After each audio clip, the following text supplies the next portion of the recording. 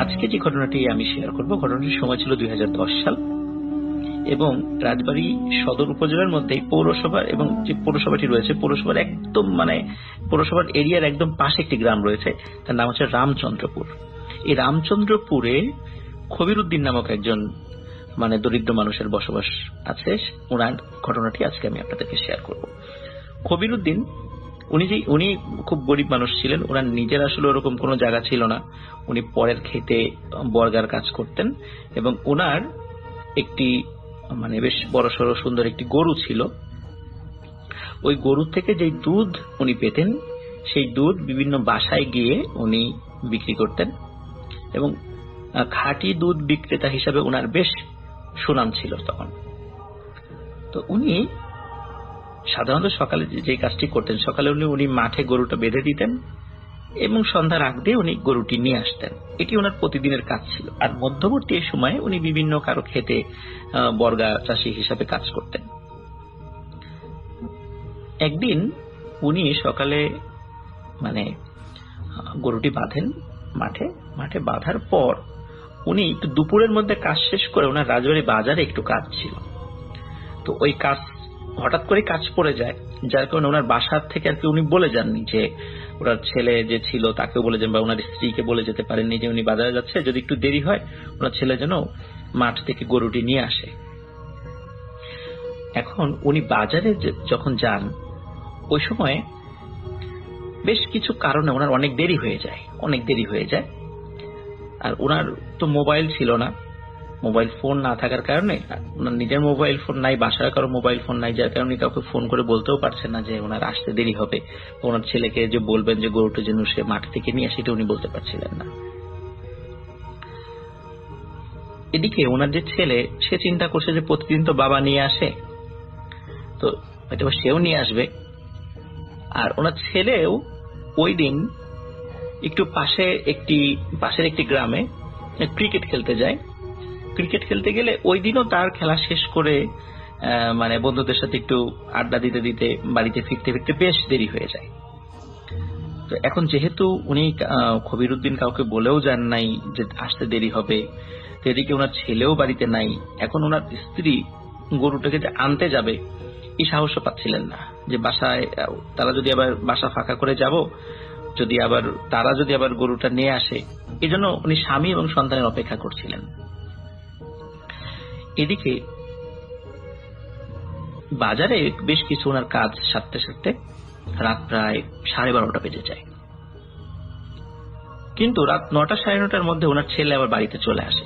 বাড়িতে চলে আসার পরে খবির উদ্দিনের স্ত্রী তার ছেলেকে বলছে যে তোমার বাবা তো এখনো আসেনি, ওদিকে মাঠেও তো গরুটা আনা হয়নি। তখন ওনার ছেলে বলছিলেন যে বাবা তো হয়তো এখনই চলে আসতে পারে, তো একটু দেখি যদি দেরি হয় তাহলে আমি গরুটি নিয়ে আসবো।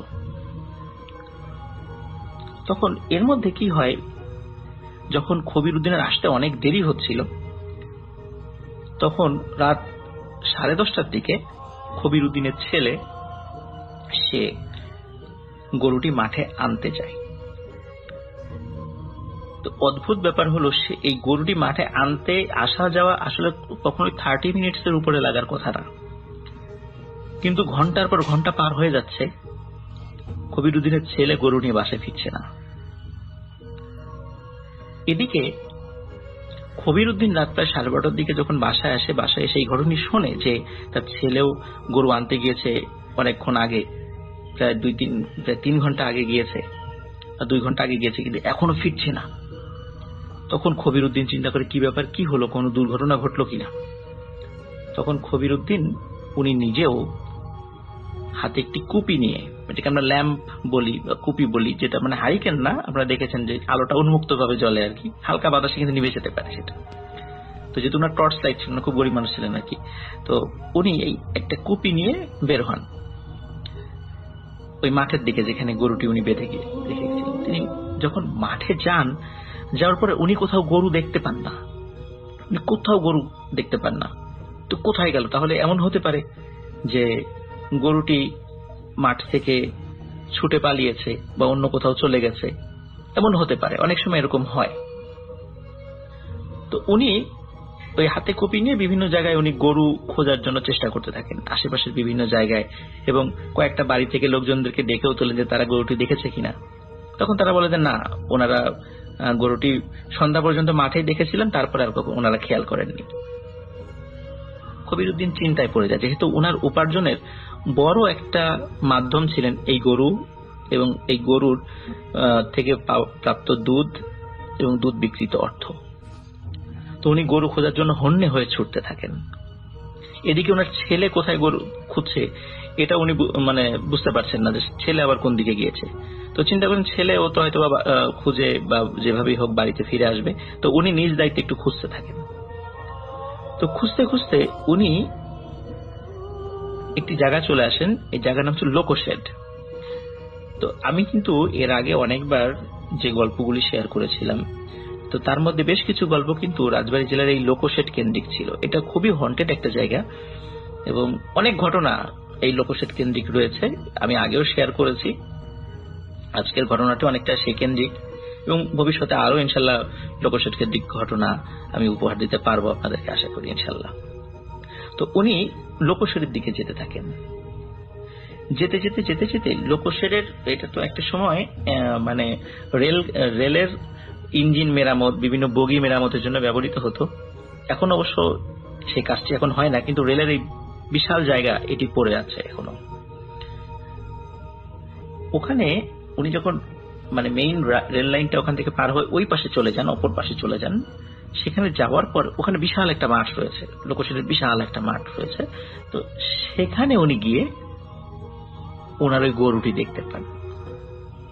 উনি দেখেন যে ওই গরুটি ওখানে ঘাস খাচ্ছে। তখন উনি স্বাভাবিকভাবে গরুটির কাছে যাওয়ার চেষ্টা করেন, কিন্তু খেয়াল করেন যে প্রথম দিকে অবশ্য উনি বুঝতে পারেন না, কারণ গরু পেয়ে গেছেন এই আনন্দে আসলে বেশ কিছু বিষয় উনি লক্ষ্য করতে পারেননি। যখনই গরুটি উনি ধরতে গিয়েছেন, দেখেন গরুটি ছুটে অন্যদিকে চলে যাচ্ছে। তখন উনি বারবার গরুটি ধরার চেষ্টা করেন, কিন্তু কিছুতেই গরুটি ধরতে পারছিলেন না উনি। কিন্তু একটা সময় উনি খেয়াল করেন যে আসলে ওনার যে গরুটি ছিল দেখতে হুবহুই সেটাই এটা, কিন্তু ওনার গরুর থেকে আকারে প্রায় দ্বিগুণ আকৃতির একটি গরু। তো উনি চিন্তা করেন কি ব্যাপার, আমার গরু এত বড় হয়ে এত স্বাস্থ্যবান কিভাবে হলো। তো উনি চিন্তা করেন রাতের বেলা হয়তো বা আমি চোখে ভুল দেখছি কিনা, এরকমও হতে পারে, উনি এই চিন্তা করছিলেন। তো উনি গরুর পিছনে ছুটতে থাকতেন, কিন্তু গরুকে উনি কিছুতেই ধরতে পারছিলেন না। একটা সময় উনি খেয়াল করলেন যে ওই মাঠের চারদিকে অনেকগুলো ঠিক একই রকমের গরু মাঠের চতুর্দিকে চলে আসছে এবং আস্তে আস্তে এই কবিরউদ্দিনকে ঘিরে ফেলছে এবং তাকে আঘাত করার জন্য, বিশেষ করে কবিরউদ্দিনকে আঘাত করার জন্য চতুর্দিক থেকে এগিয়ে আসছে। তখন কবিরউদ্দিন বুঝতে পারেন যে আসলে উনি একটি বিশাল বিপদে পড়ে গেছেন, যে এই গরুটি আসলে কোনো স্বাভাবিক গরু না, নিশ্চয়ই এটা প্যারানরমাল কিছু। তখন উনি এই মুহূর্তে চতুর্দিকে এরকম বড় বড় আকৃতির গরু, একই রকম চেহারার গরু। তো উনি এখন কি করবেন? উনি চিন্তা করলেন যে এইবার হয়তো ওনার জীবন শেষ হয়ে যাবে, কিন্তু তার মধ্যে উনি সাহস সঞ্চয় করে উনি জোরে জোরে সূরা ইয়াসিন পড়া শুরু করেন। সৌভাগ্যক্রমে সূরা ইয়াসিনটা ওনার মুখস্থ ছিল। জোরে জোরে সূরা ইয়াসিন পড়া শুরু করেন। তো উনি খেয়াল করলেন যে সূরা ইয়াসিন উনি যত জোরে পড়ছেন, গরুগুলো তত ওনার থেকে তত বেশি দূরে সরে চলে যাচ্ছে। এজন্য উনি আরো জোরে পড়া শুরু করেন এবং পড়তে পড়তে উনি যে কাজটি করেন, উনি ওনার বাড়ির দিকে দৌড় দেন এবং জোরে জোরে পড়ছিলেন। এবং উনি পেছন দিকে তাকিয়ে দেখতে পান যে ওই গরুগুলো ওনার পেছনে দৌড়ে দৌড়ে আসছে, কিন্তু ওনার কাছে আসতে পারছে না, বেশ একটা নির্দিষ্ট দূরত্ব বজায় রেখে তারা আগাচ্ছে। এভাবে উনি দৌড়ে বাড়িতে চলে আসেন। বাড়িতে চলে এসে উনি ওনার স্ত্রীকে সবকিছু খুলে বলেন এবং আরেকটা মজার বিষয়, যে বাড়িতে এসে দেখেন ওনার যে গরুটি যেটি মাঠে উনি বেঁধে রেখে এসেছিলেন, সেটি একাই আবার বাড়িতে চলে আসছে। তো সেটিকে উনি গোয়ালে বেঁধে রাখেন এবং উনি জিজ্ঞেস করেন ওনার ছেলে কোথায়। উনি প্রথমে গরু দেখে মনে করেছিলেন যে ওনার ছেলে হয়তো খুঁজে নিয়ে আসছে। তখন ওনার স্ত্রী বলেন যে ওনার ছেলেকেও পাওয়া যাচ্ছে না, সেও গরু খুঁজতে গিয়ে এখনো আসেনি। তখন কবিরউদ্দিন চিন্তা করেন, তাহলে আমার ছেলে আবার বিপদে পড়ে নাই তো কোনো। এই চিন্তা ওনার মনের মধ্যে খুব দোলা দিতে থাকে। এখন সন্তানের বিপদ হতে পারে এই চিন্তা করে উনি মাত্র যে ভয়ঙ্কর একটা পরিস্থিতি থেকে উঠে এসেছেন, তো সেই কথা চিন্তা না করে উনি নিজেই বের হয়ে যান। বের হয়ে ওনার ছেলেকে এবার উনি খুঁজতে থাকেন। ওনার স্ত্রীর সাথে আসতে চাইলে উনি নিষেধ করেন যে না, তুমি বাড়িতে থাকো, এবং উনি একাই বের হন। কবিরউদ্দিন একাই বের হয়ে ওনার ছেলেকে খুঁজছেন এবং চিৎকার করে তাকে ডাকছেনও। তো হঠাৎ উনি আবার ওই লোকশেরের দিকে খেয়াল করেন যে ওই লোকশেরের দিকে আবার আমার ছেলে যায় নাই। তো লোকশেরের দিকে উনি সামান্য একটু এগিয়ে দেখেন যে দূরে কোনো একটা ছায়ামূর্তির মতো কেউ হেঁটে হেঁটে লোকশেরের দিকে যাচ্ছে। তো এই দৃশ্য দেখে উনি যে কাজটি করেন সেটা হলো ওনার ছেলেকে ডাকতে থাকেন, কিন্তু ওনার ছেলে কোনো উত্তর দিচ্ছে না। উনি বুঝতে পারেন এটাই তার ছেলে, কারণ যেই পোশাক ওনার ছেলে যে শার্টটা পরে সেটা উনি দূর থেকে আবছা চাঁদের আলোতে বুঝতে পারছিলেন যে এটি ওনার ছেলে। কিন্তু উনি খেয়াল করছেন ওনার ছেলে কোনো দিকে কোনো ভ্রুক্ষেপ না করে সোজা লোকশেরের ওই মাঠটার দিকেই যাচ্ছেন যেখানে উনি কিছুক্ষণ আগে ভয়ঙ্কর একটা ঘটনা ওনার সাথে ঘটেছিল। তো উনি দৌড়ে ওনার ছেলের কাছে যাওয়ার চেষ্টা করেন। তো কাছে গিয়ে অনেক কষ্ট করে ওনার ছেলের কাছে যান। অদ্ভুত ব্যাপার, উনি যতই দৌড়ানোর চেষ্টা করছেন ওনার ছেলের কাছে যাওয়ার জন্য, ওনার মনে হচ্ছিল যে ওনার পাটা চলছে না, অতটা ওনার পাটা আটকে যাচ্ছে, জড়তা হয়ে যাচ্ছে ওনার পায়ে। তারপরেও উনি দোয়া কালাম পড়তে থাকেন এবং দৌড়ানোর চেষ্টা করতে থাকেন, এবং একটা সময় গিয়ে ওনার ছেলের কাছে গিয়ে ডাক দেন। তারপরেও ওনার ছেলে ওনার ডাক শুনতে পাচ্ছিল না। তারপর কাছে গিয়ে যখন ছেলের গায়ে হাত দিয়েছেন তখন তার ছেলের জ্ঞান ফিরে আসে। তখন কবিরউদ্দিন বলে, এই তুমি কোথায় যাচ্ছিলা? তখন ওর ছেলে বলে যে আমি তো নিজেও বুঝতে পারছিলাম না আমি কোথায় যাচ্ছিলাম। আমি তো গরু খুঁজতে খুঁজতে এই দিকে চলে আসছি, অনেকক্ষণ ধরে খুঁজছি, আশেপাশের কয়েকটা জায়গায় আমি খুঁজেছি কিন্তু কোথাও পাচ্ছিলাম না। তারপরে মনে করলাম যে লোকশেরে এই দিকে কি আছে কিনা, কিন্তু এদিকে কিছুক্ষণ আসার পরে কি হয়েছে আমি আর বলতে পারি না, যে আমি কোথায় যাচ্ছিলাম, কি হয়েছিলাম, কিছু বলতে পারি না। এই যে এখন বাবা তোমাকে দেখছি। তখন ওনার ছেলেকে আবার উনি বাসায় নিয়ে আসেন। বাসায় নিয়ে আসার পর ওনার ছেলের প্রচন্ড জ্বর আসে। এরপরে তারপরে স্বাভাবিকভাবে আস্তে আস্তে সুস্থ হয়ে যান। তো এটি ছিল ঘটনা। তো এরকম ঘটনা লোকশের কেন্দ্রিক অনেক ঘটে থাকে। আবার ইনশাল্লাহ কোনো একটি এপিসোডে আমি কোনো এক সময় লোকশেরের আরো কোনো লোমহর্ষক কোনো ঘটনা আমি ইনশাল্লাহ আপনাদের সঙ্গে শেয়ার করব। সে পর্যন্ত সবাই ভালো থাকবেন, সুস্থ থাকবেন, স্বাস্থ্যবিধি মেনে চলবেন। রাসেল ভাইকে এবং সকল ভূত.com এর সকল শ্রোতাদেরকে জানাচ্ছি আবারও শুভেচ্ছা ও অভিনন্দন। আসসালামু আলাইকুম। ভূত.com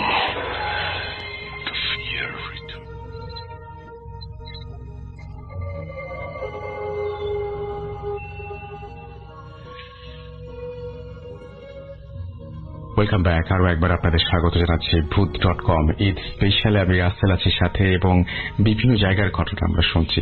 অনেকদিন আগে আমাদের একটি ঘটনা পাঠিয়েছিলেন, যে ঘটনাটি অনেকদিন ধরে প্লে করা হয় না।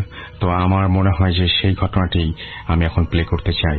পাঠিয়েছেন আমাদের চট্টগ্রাম থেকে আমাদের একজন লিসেনার, এবং তার সেই ঘটনাটি আমরা শুনে আসব। এবং আপনার জানা যে ঘটনাগুলো আছে সেগুলো আপনি আমাকে পাঠাতে পারেন। আমাকে অবশ্যই ইমেল করুন। আমার ইমেল অ্যাড্রেস হচ্ছে russell.booth.com@gmail।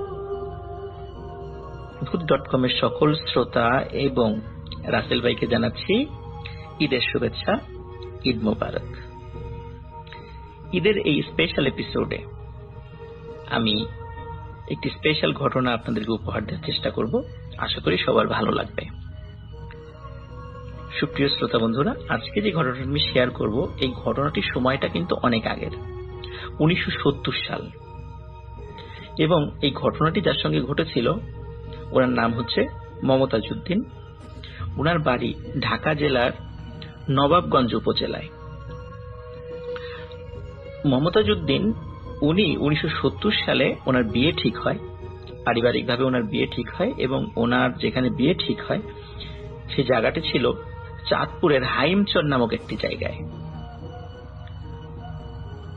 ওনার এলাকায় একটি ঐতিহ্য ছিল, সেটা হলো যদি নদী কেন্দ্রিক এলাকায় কেউ যদি বিয়ে করে, বড় বড় নৌকা নিয়ে ওনারা বরযাত্রী নিয়ে বিয়ে করতে যেতেন। যেহেতু মমতাজ উদ্দিনের অবস্থাও অনেক ভালো ছিল, এই জন্য মমতাজ উদ্দিনের বাবা আফসার উদ্দিন উনি ডিসিশন নেন যে একটা বড় নৌকা, ওই সময় এই ধরনের নৌকাকে বজরা বলতো আর কি, তো এই বজরা নিয়ে ওনার ছেলেকে উনি বিয়ে করাতে নিয়ে যাবেন। বেশ 15-20 জন আত্মীয় স্বজন বরযাত্রী হিসাবে তারা সিলেক্ট করলেন। এবং ওই সময় কিন্তু মানে সদ্য মানে মোটর চালিত যে সমস্ত নৌকাগুলো, মানে বড় নৌকাগুলোতে যে মোটর লাগানো, যেটা ইঞ্জিন চালিত নৌকাগুলো, তখন কেবল শুরু হয়েছে আর কি।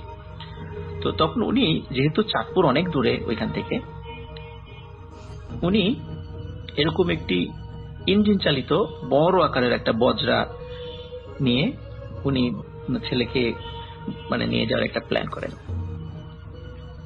ঘটনাটি 1970 সালের ফেব্রুয়ারি মাসের দিকে, যখন শীত এবং শীতের একদম শেষ দিকে চলে আসছে, এরকম একটি সময়।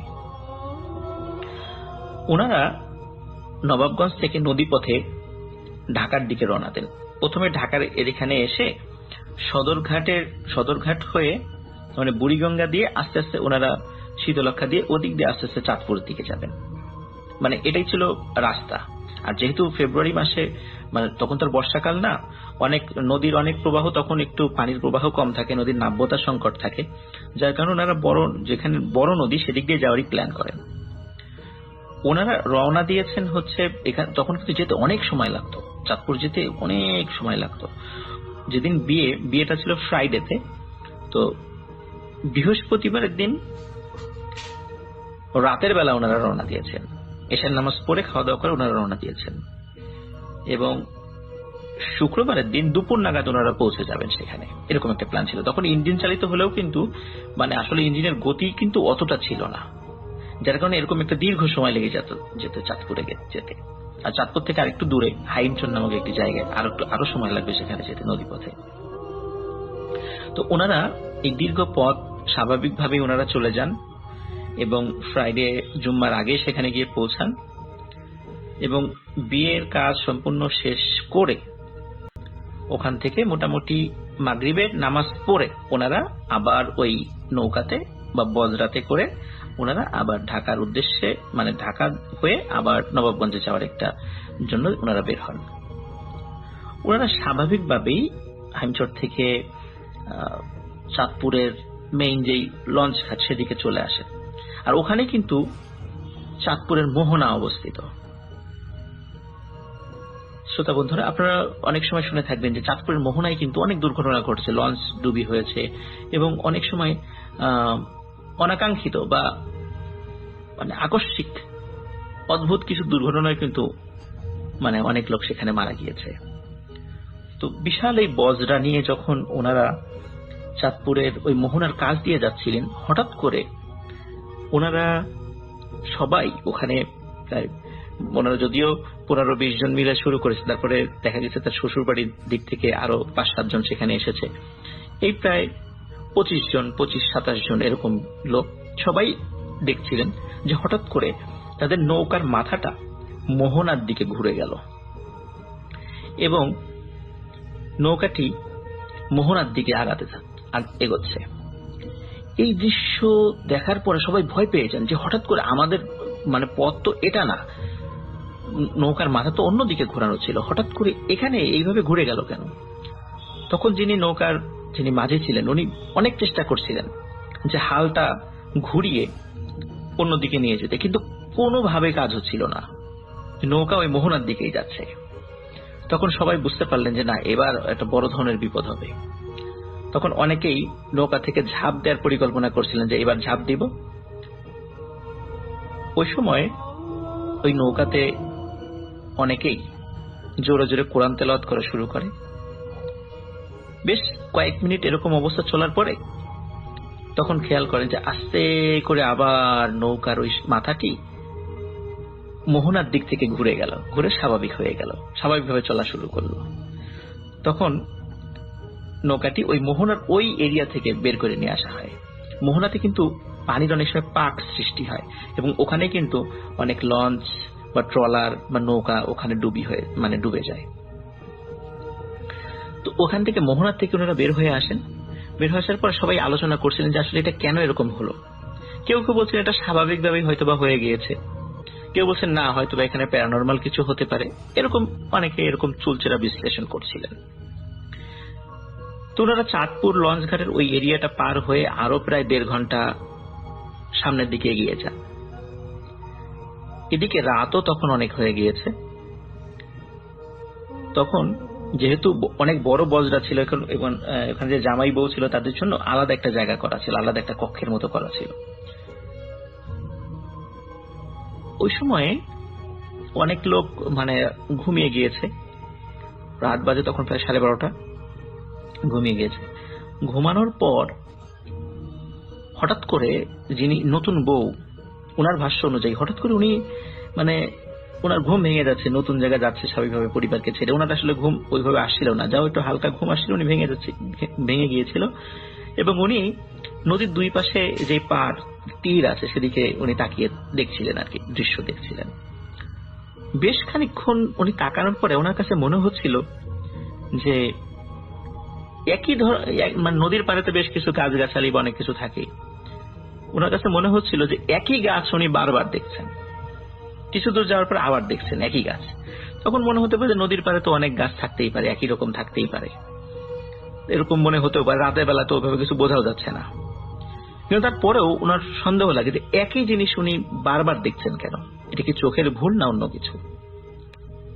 তো উনি বারবার নিজের কাছে প্রশ্ন করেন, বারবার পরীক্ষা করার চেষ্টা করেন যে উনি কি ভুল দেখছেন না ঠিক দেখছেন। একসময় উনি বুঝতে পারেন যে আসলে উনি ঠিকই দেখছেন। তখন ওনার হাজবেন্ড পাশেই ছিল, তাকে ডেকে তোলেন, যে বলেন যে দেখো এখানে আসলে এটা কি হচ্ছে, একই জিনিস আমি বারবার দেখছি কেন। প্রথমে ওনার হাজবেন্ড বলছে তুমি ভুল দেখছো, রাতের বেলা তো নদীর পাশে সব একই রকম মনে হয়। তখন উনি বলে যে না না, আমি অনেকক্ষণ ধরে চেষ্টা করছিলাম, মনে হচ্ছিল তুমি যেটা বলেছো সেটাই, কিন্তু আমার মনে হচ্ছে না, আসলে আমি একই জিনিস বারবার দেখছি। ওনার হাজবেন্ড ওনার কথা প্রথম দিকে আমলে না নিলেও বারবার যখন বলছিল, তখন ওনার হাজবেন্ড ঘুম থেকে উঠে উনি নিজেই খেয়াল করার চেষ্টা করেন আসলে কি ঘটনা ঠিক কিনা। এবং সত্যি উনি খেয়াল করছিলেন যে উনিও এই একই জায়গা বারবার দেখছেন। ওদিকে নৌকার অনেকেই ঘুমিয়ে গেছেন। ঘুমিয়ে যাওয়ার পর তখন অন্যদেরকে ডেকে তোলেন। ডেকে তোলার পর তখন মাঝি যে আছে তাকেও বলেন যে এই দেখো তো, আমরা কি একই জায়গায় বারবার দেখা যাচ্ছে কেন। তখন মাঝি বলে যে আমি তো এটা খেয়াল করি না, আমি তো শুধু সামনের দিকে তাকিয়ে আছি, আমি তো এটা বুঝতে পারি নাই। তখন মাঝিও পাশ থেকে তাকায় দেখে যে অদ্ভুত ব্যাপার, চাঁদপুরের মোহনা পার হওয়ার পর 1.5 ঘন্টা যাওয়ার পর ওনারা যেই জায়গাতে ছিলেন ওনারা ওই জায়গাতেই আছেন। প্রায় 2-2.5 ঘন্টা ধরে একই জায়গা দিয়ে নৌকা চলছে, এটা কিভাবে সম্ভব। সবাই অবাক হয়ে যান, যেটা কিভাবে পসিবল। একই জায়গা দিয়ে প্রায় 2-2.5 ঘন্টা ধরে নৌকা চলছে, অথচ আমরা একই জায়গা দিয়ে ঘুরছি, এটা কিভাবে পসিবল হলো। তখন যেহেতু চাঁদপুরের মোহনার কাছে একটি দুর্ঘটনা ঘটতে গিয়েছিল, তখন সবাই বলেন যে আমরা একটা মনে হয় বিপদে পড়েছি, আমরা নিশ্চিত আমাদের সঙ্গে কিছু দুর্ঘটনা ঘটতে চলেছে। কেউ বুঝতে পারছিলেন না যে আসলে ওনাদের সাথে কি হচ্ছে। সবাই বিভিন্নভাবে ব্যাখ্যা বিশ্লেষণ করার চেষ্টা করছেন। এর মধ্যে হঠাৎ ওই পাড় থেকে সাদা দাড়িওয়ালা, একটু জুব্বা পরা, সাদা পাগড়ি পরা একজন লোক ডাকছে, এই তোমরা নৌকা ভিড়াও, নৌকা ভিড়াও। তখন মাঝি বলছে যে না, নৌকা ভিড়ানো যাবে না। তখন যিনি এই যে মমতাজউদ্দিন, যার বিয়ে হলো, এবং তার বাবা তখন বলছে কেন নৌকা ভিড়ানো যাবে না কেন। বলে যে এটা বিয়ের নৌকা, অনেক সময় ডাকাত থাকে আশেপাশে, ডাকাতি হতে পারে। তখন ওনারা বলেন যে ডাকাত যদি করবেই তাহলে তো এরকম ডেকে নৌকা পারে ভিড়িয়ে নিয়ে ডাকাতি করার কথা না।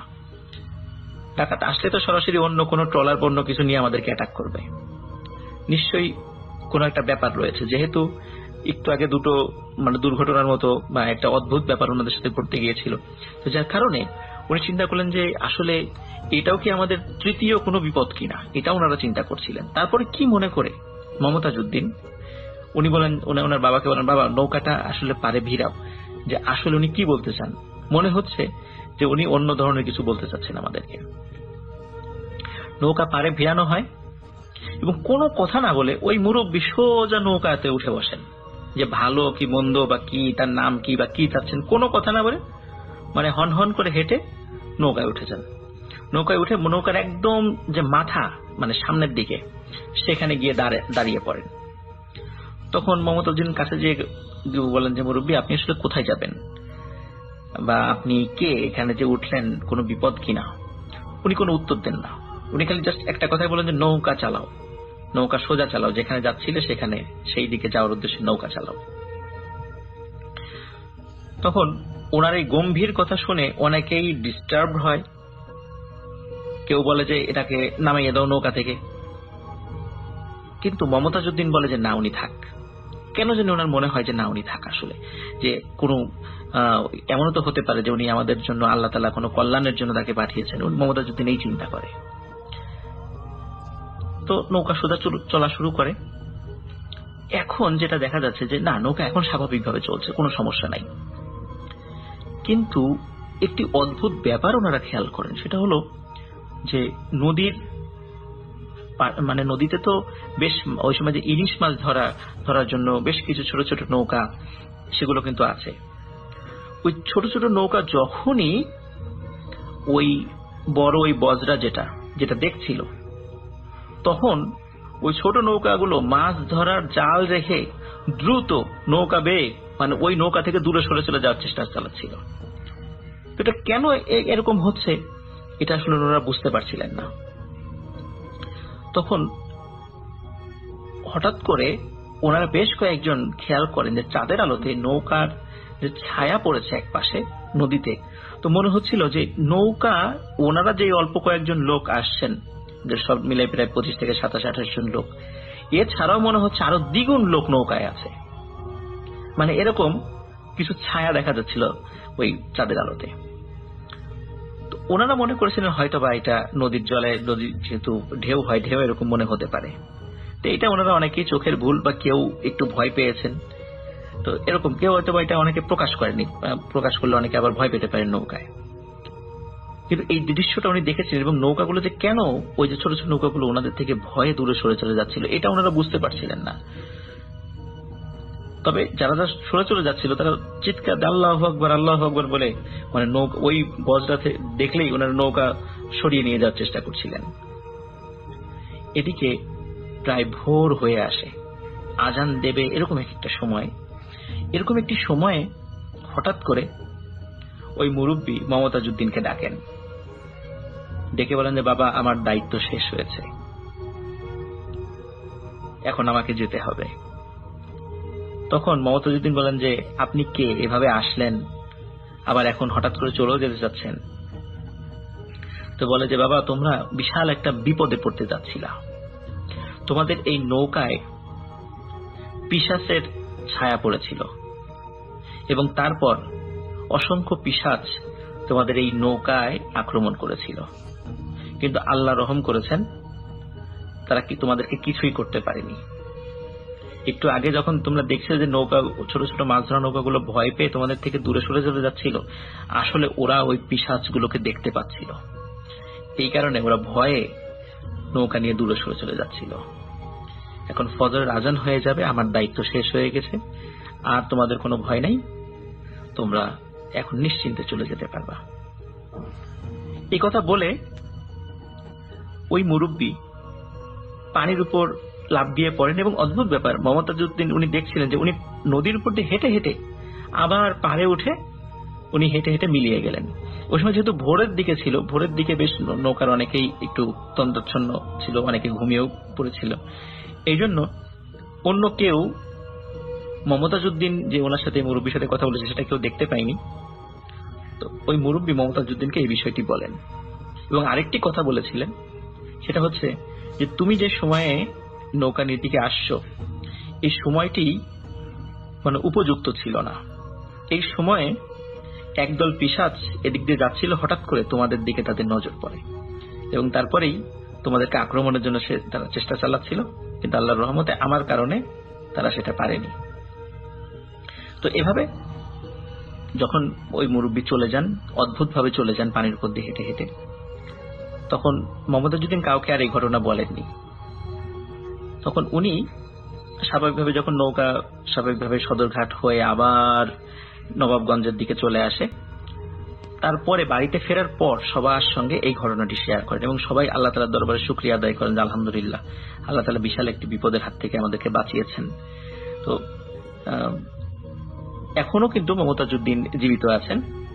ওনার 3 ছেলে 2 মেয়ে, সেই ছেলেরাও অনেক বড় হয়ে গেছেন, তাদের বাচ্চা কাচ্চা অনেক বড় হয়ে গেছে।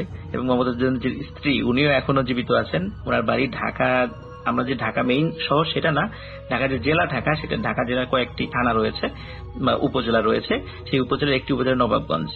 নবাবগঞ্জে এই ঘটনাটি এখনো মানুষের মুখে মুখে মানে প্রচলিত আছে, মমতাজউদ্দিন এখনো জীবিত আছেন।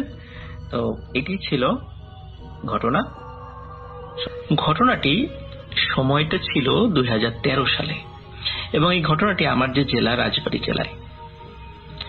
ঘটনাটির স্থান রাজবাড়ী জেলার পাচুরিয়া ইউনিয়নে। এই পাচুরিয়া থেকে রাজবাড়ীতে আসার জন্য একটি রাস্তা রয়েছে, এটি শহর রক্ষাকারী যে বাঁধ রয়েছে, এই বাঁধ ঘেঁষা রাস্তাটি। সাধারণত বেশি রাতের বেলা এই রাস্তায় কেউ চলাফেরা এমনিতেও করে না, খুব ইমার্জেন্সি ছাড়া আর কি। তো এই ঘটনাটি যার সাথে ঘটেছিল তার নাম হচ্ছে রকিব, এবং সময়টি হচ্ছে 2013 সালে। তো রকিব হঠাৎ করে মানে তার কাছে রাতের বেলা ফোন আসে। তো বলা হয় তার একজন খুব ঘনিষ্ঠ আত্মীয় হঠাৎ করে অসুস্থ হয়ে রাজবাড়ীর সদর হসপিটালে ভর্তি, এবং তাকে এই খবরটি দেওয়ার পরে, খুব ঘনিষ্ঠ আত্মীয় যেহেতু, তো রকিবের মোটরসাইকেল ছিল। তো রকিব চিন্তা করে যে এখন তাহলে যেহেতু মোটরসাইকেল আছে, আমি তো মানে যেতেই পারবো, সমস্যা নেই। তো রকিব মোটরসাইকেল নিয়ে বাসা থেকে বের হয় এবং পরিবারের সদস্যদেরকে ওই আত্মীয়র অসুস্থতার খবর জানায়, এবং পরিবারের সদস্যরাও বলে যে ঠিক আছে তুমি যাও। এখন এমত অবস্থায় সে যে একা যাবে, এখন চিন্তা করা হয়েছে তাহলে অন্য কোনো বন্ধুদেরকে সাথে নিয়ে যাই। কিন্তু ওই অবস্থায় যাদেরকেই ফোন দিচ্ছিল, মোবাইলে কল দিচ্ছিল, যেহেতু অনেক রাত ছিল, রাত প্রায় 2-2:30 বাজে, তখন কিন্তু কেউ, আর ওই সময়টা ছিল আবার শীতের রাত, এই কারণে অনেকেই গভীর ঘুমে বিভোর হয়েছিল, যার কারণে মানে যাদেরকে ফোন করেছিল তারা কেউই ফোনটা রিসিভ করেনি। নিরুপায় হয়ে রকিব একাই মোটরসাইকেল নিয়ে বাসার থেকে বের হয়। রকিব যখন পাচুরিয়া থেকে তার বাসার থেকে মোটরসাইকেলটি নিয়ে যাচ্ছিল, তো পাচুরিয়া থেকে রাজবাড়ী আসার জন্য মাঝখানে একটি বাজার পড়ে, এটার নাম হচ্ছে উড়াকান্দা বাজার। তো উড়াকান্দা বাজার থেকে বাঁধের রাস্তা থেকে আরেকটু বাম সাইড দিয়ে নেমে যেতে হয়, সেখান দিয়ে মানে রাজবাড়ীতে আসাটা অনেক সহজ হয়। যদিও ওই পথটা ওই সময় অনেক নির্জন থাকে, এমনিতেও নির্জন থাকে, কিন্তু রাতের বেলা আরো বেশি নির্জন থাকে। তারপর রকিব মানে সেই রাস্তাটি বেছে নিল তাড়াতাড়ি যাওয়ার জন্য। তো রকিব যখন ওরাকান্দা বাজার থেকে বাম দিক দিয়ে বাইকটা শহর রক্ষাকারী বাঁধ থেকে একটু ঢালু রাস্তা, মানে নিচের রাস্তাতে বেশ ঢালু রাস্তা থাকে আর কি, ওখানে মানে বাইকটি নামিয়ে দিয়ে সেই পথ দিয়ে আসতে থাকে। তো আস্তে আস্তে দাঁতশি নামক একটি জায়গা আছে, সেখানে আরেকটি বাজার রয়েছে। এই দাঁতশি বাজারের ঠিক আগে সে মোটরসাইকেলের লুকিং গ্লাসে হঠাৎ করে সে দেখতে পায় পেছনে মনে হয় কেউ বসে আছে। তো সে চিন্তা করে যে যেহেতু মোটরসাইকেল চালাচ্ছে এমনিতেও মানে ভুল দেখতে পারে, কিন্তু স্পষ্ট না দেখলেও সে তার মনে হচ্ছিল যে লুকিং গ্লাসে যে কেউ মনে হয় বসে আছে পেছনে। তখন রাকিব যেটি করে সেটি হচ্ছে যে প্রথমত সে দোয়া কালাম পড়া শুরু করে। তো তারপর সে মোটরসাইকেল যথারীতি চালাচ্ছিল, কিন্তু হঠাৎ রাকিব ফিল করে যে তার মোটরসাইকেলের স্পিড যে স্পিডে ছিল, মনে হচ্ছে স্পিডটা আগের থেকে আস্তে আস্তে বেড়ে যাচ্ছে।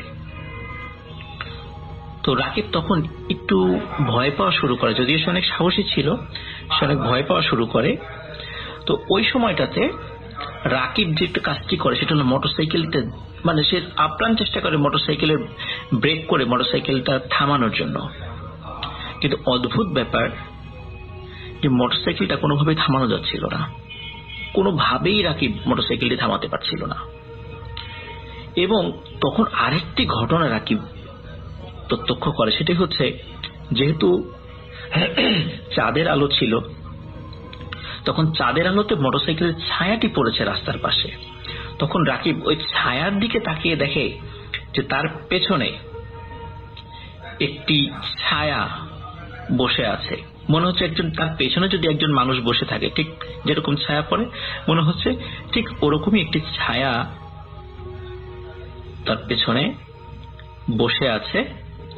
এবং এতটুকু সে ফিল করে এবং সে ওই ছায়ার দিকে তাকায়, দেখতে পারে যে এই ছায়া মূর্তিটি একটি মহিলা মানুষের। কারণ ওই ছায়া মূর্তির যে চুল, বড় বড় চুল, মোটরসাইকেল যখন চলছিল বাতাসে সেই চুলটা পেছন দিকে উঠছিল, ঢেউ খেলছিল। এটিও রাকিব ছায়ার দিকে তাকিয়ে, বিশেষ করে ওই মোটরসাইকেলের যে ছায়াটি হয় সেদিকে দিকে তাকিয়ে দেখতে পারে। তো তখন ও বুঝতে পারে যে এখন সে খুব বিপদে পড়ে গিয়েছে। এখন কি করবে, মোটরসাইকেল থামাতে পারছে না। তখন ওই অবস্থাতেই মোটরসাইকেল চালাতে চালাতে আরেকটু সামনের দিকে, দাঁতশির থেকে আরেকটু সামনের দিকে একটি জায়গা আছে, এর নাম হচ্ছে নূরপুর বলে। তো এই নূরপুরের কাছে এসে পাশে দেখে রাস্তায়, যেহেতু সে ওই দিকে সবসময় চলাফেরা করে, তো আগে থেকেই দেখেছিল যে রাস্তার পাশে একটি খুব অল্প পানির একটি খাদের মতো রয়েছে। তখন মোটরসাইকেল যে কোনো উপায় থামানোর জন্য সে চিন্তা করছে, এখন থামাতে গেলে কোনো গাছ বা দেয়ালের সাথে যদি ধাক্কা দেয় এই স্পিডওয়ালা মোটরসাইকেল, তাহলে কিন্তু খুব বিপদ হয়ে যাবে। এই জন্য রাকিব যে কাজটি করে সেটি হচ্ছে এই মোটরসাইকেলটি এই খাদের মধ্যে নামিয়ে দেওয়ার চেষ্টা করে এবং সেখানে সে সফলও হয়। যখন মোটরসাইকেল খাদের মধ্যে নামিয়ে দেয় তখন মোটরসাইকেল পানির মধ্যে গিয়ে পড়ে এবং সে রাকিব তেমন কোনো আহত হয় না। কিন্তু এই যখন ধপাস করে এই মোটরসাইকেলটি পানির মধ্যে পড়েছে, তখন আশেপাশে যে বাড়ি ছিল তারা চিন্তা করেছে যে কি ব্যাপারে এত শব্দ, এত জোরে শব্দ হলো কি। তখন বেশ কয়েকজন লোক বের হয়েছে বাসা থেকে বের হওয়ার পর টর্চ জ্বালিয়ে দেখে যে নিচে একটা লোক পানির মধ্যে পড়ে গিয়েছে।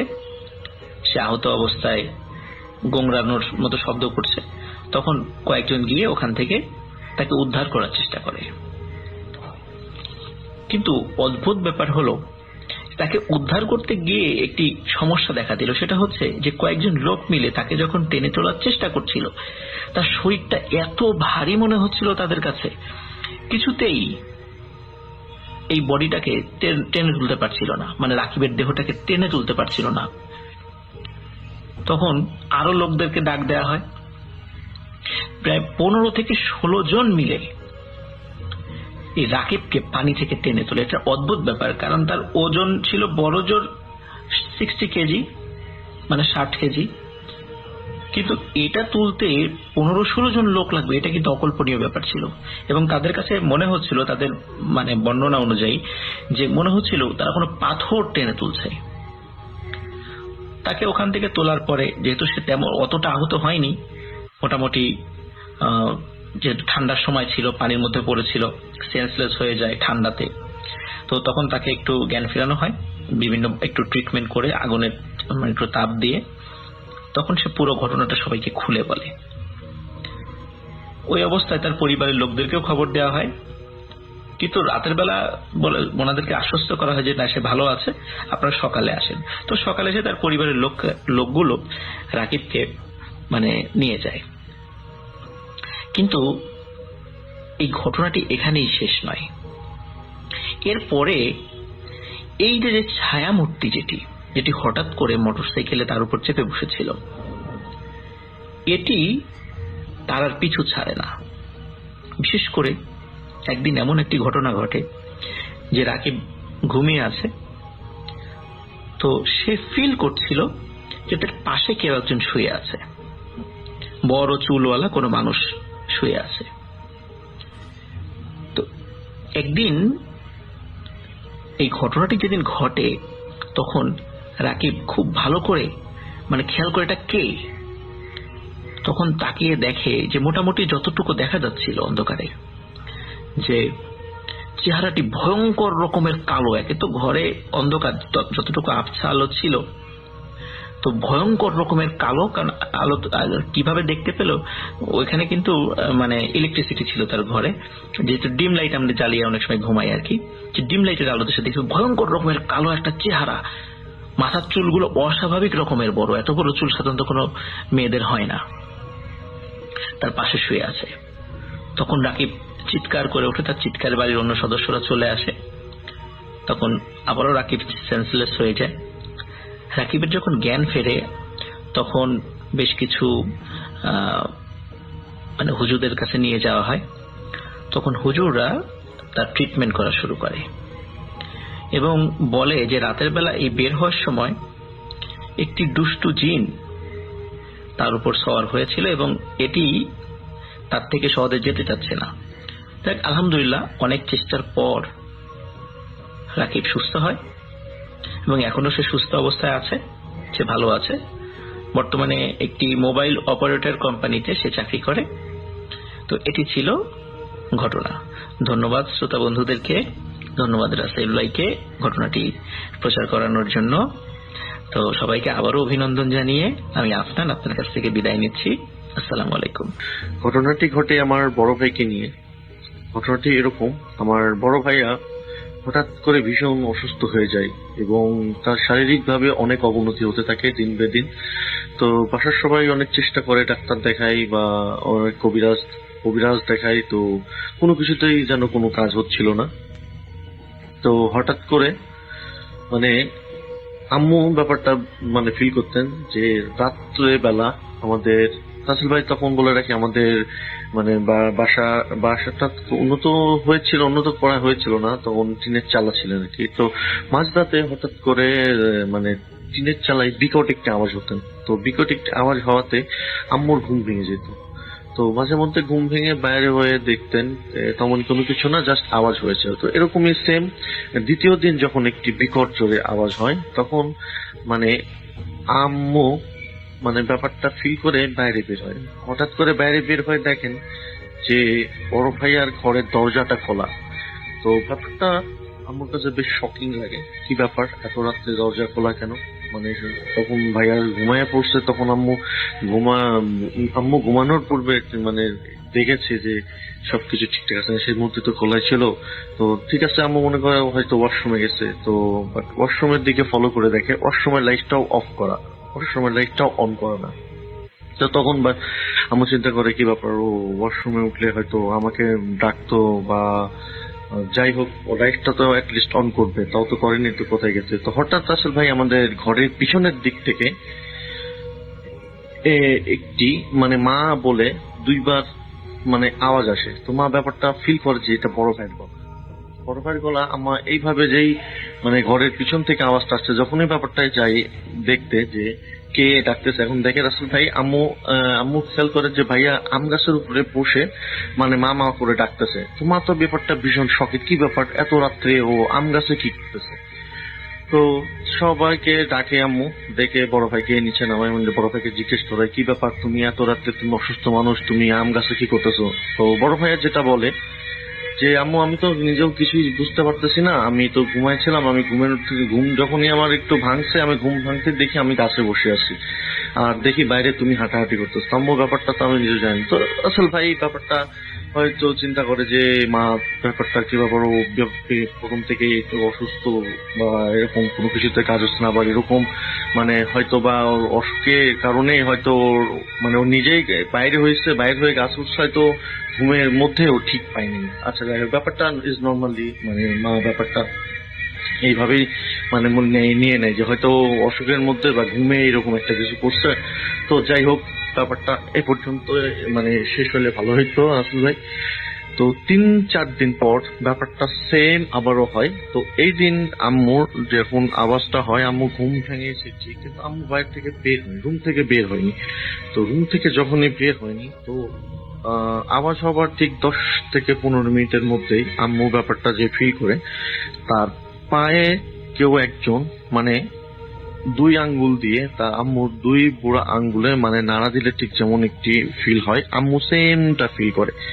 তো আম্মু ব্যাপারটা ভাবে যে কি ব্যাপার এত রাত্রে আমার মানে স্পষ্ট কে যেন আমার পায়ে মানে আমার বুড়া আঙ্গুল ধরে দুই দিকে ঝাঁকি দিল, এটা তো মানে কিভাবে সম্ভব। তো আম্মু যখন উঠে লাইট চালায়, দেখে ঘরের মধ্যে কেউ নেই। ঘরটা যেমন ছিল ঠিক তেমনই।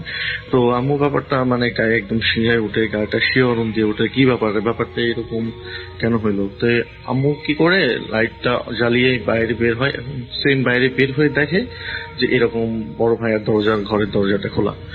তো বড় ভাইয়ের দরজাটা খোলা, ওই সেম রাসেল ভাই ওই ব্যাপারটা ওইরকমই ঘটছে। দেখে এই দিনের মতো মা সরাসরি দেখছে যে লাইটও যেহেতু অফ আছে, তাহলে হয়তো অবশ্যই ও বাইরে হয়েছে, বাইরে হয়ে কোথাও আছে। তখনই ঘরের পিছনে গেছে, এখন গিয়ে দেখে বড় ভাই অলরেডি মানে গাছের থেকে মানে একটা, কিভাবে বোঝাবো রাসেল ভাই, একটা পাও দিয়ে গাছের ডাল, মানে গাছের ডালে পা দিয়ে একটা থেকে অপর একটি পা দিয়ে গাছের ডালটি জোরে মাথার নিচের মুখ দিয়ে ভাইয়া ঝুলতেছে। এটা তো মা মানে সেই মুহূর্তে মা দেখে তো একদম একটা চিৎকার। তো যখনই চিৎকার দিচ্ছে তখন মানে আমার ওই আশেপাশে যে মামারা ছিলেন, আমার তারপরে নানিদের বাসা ছিলেন, তো সবাই যখন তাড়াহুড়ো করে সবাই আসে, চিৎকার শুনে এসে দেখে যে সবাই ব্যাপারটা প্রত্যক্ষ করে রাসেল ভাই, সবাই ব্যাপারটা দেখে যে এরকম ঝুলতেছে।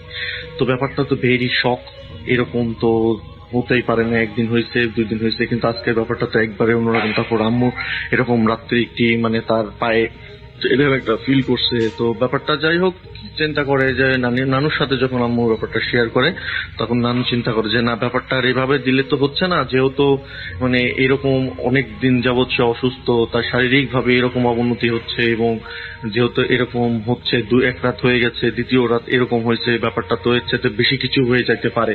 তো ঠিক আছে, তারা চিন্তা করে যে খোঁজ নিয়ে একটি ভালো কবিরাজের কাছে তারা যাবে। তো রাসেল ভাই এদের মধ্যে তার মানে আমার নানার এক বন্ধু সে মুহূর্তে মানে ভালো একটি কবিরাজের খবর দেন।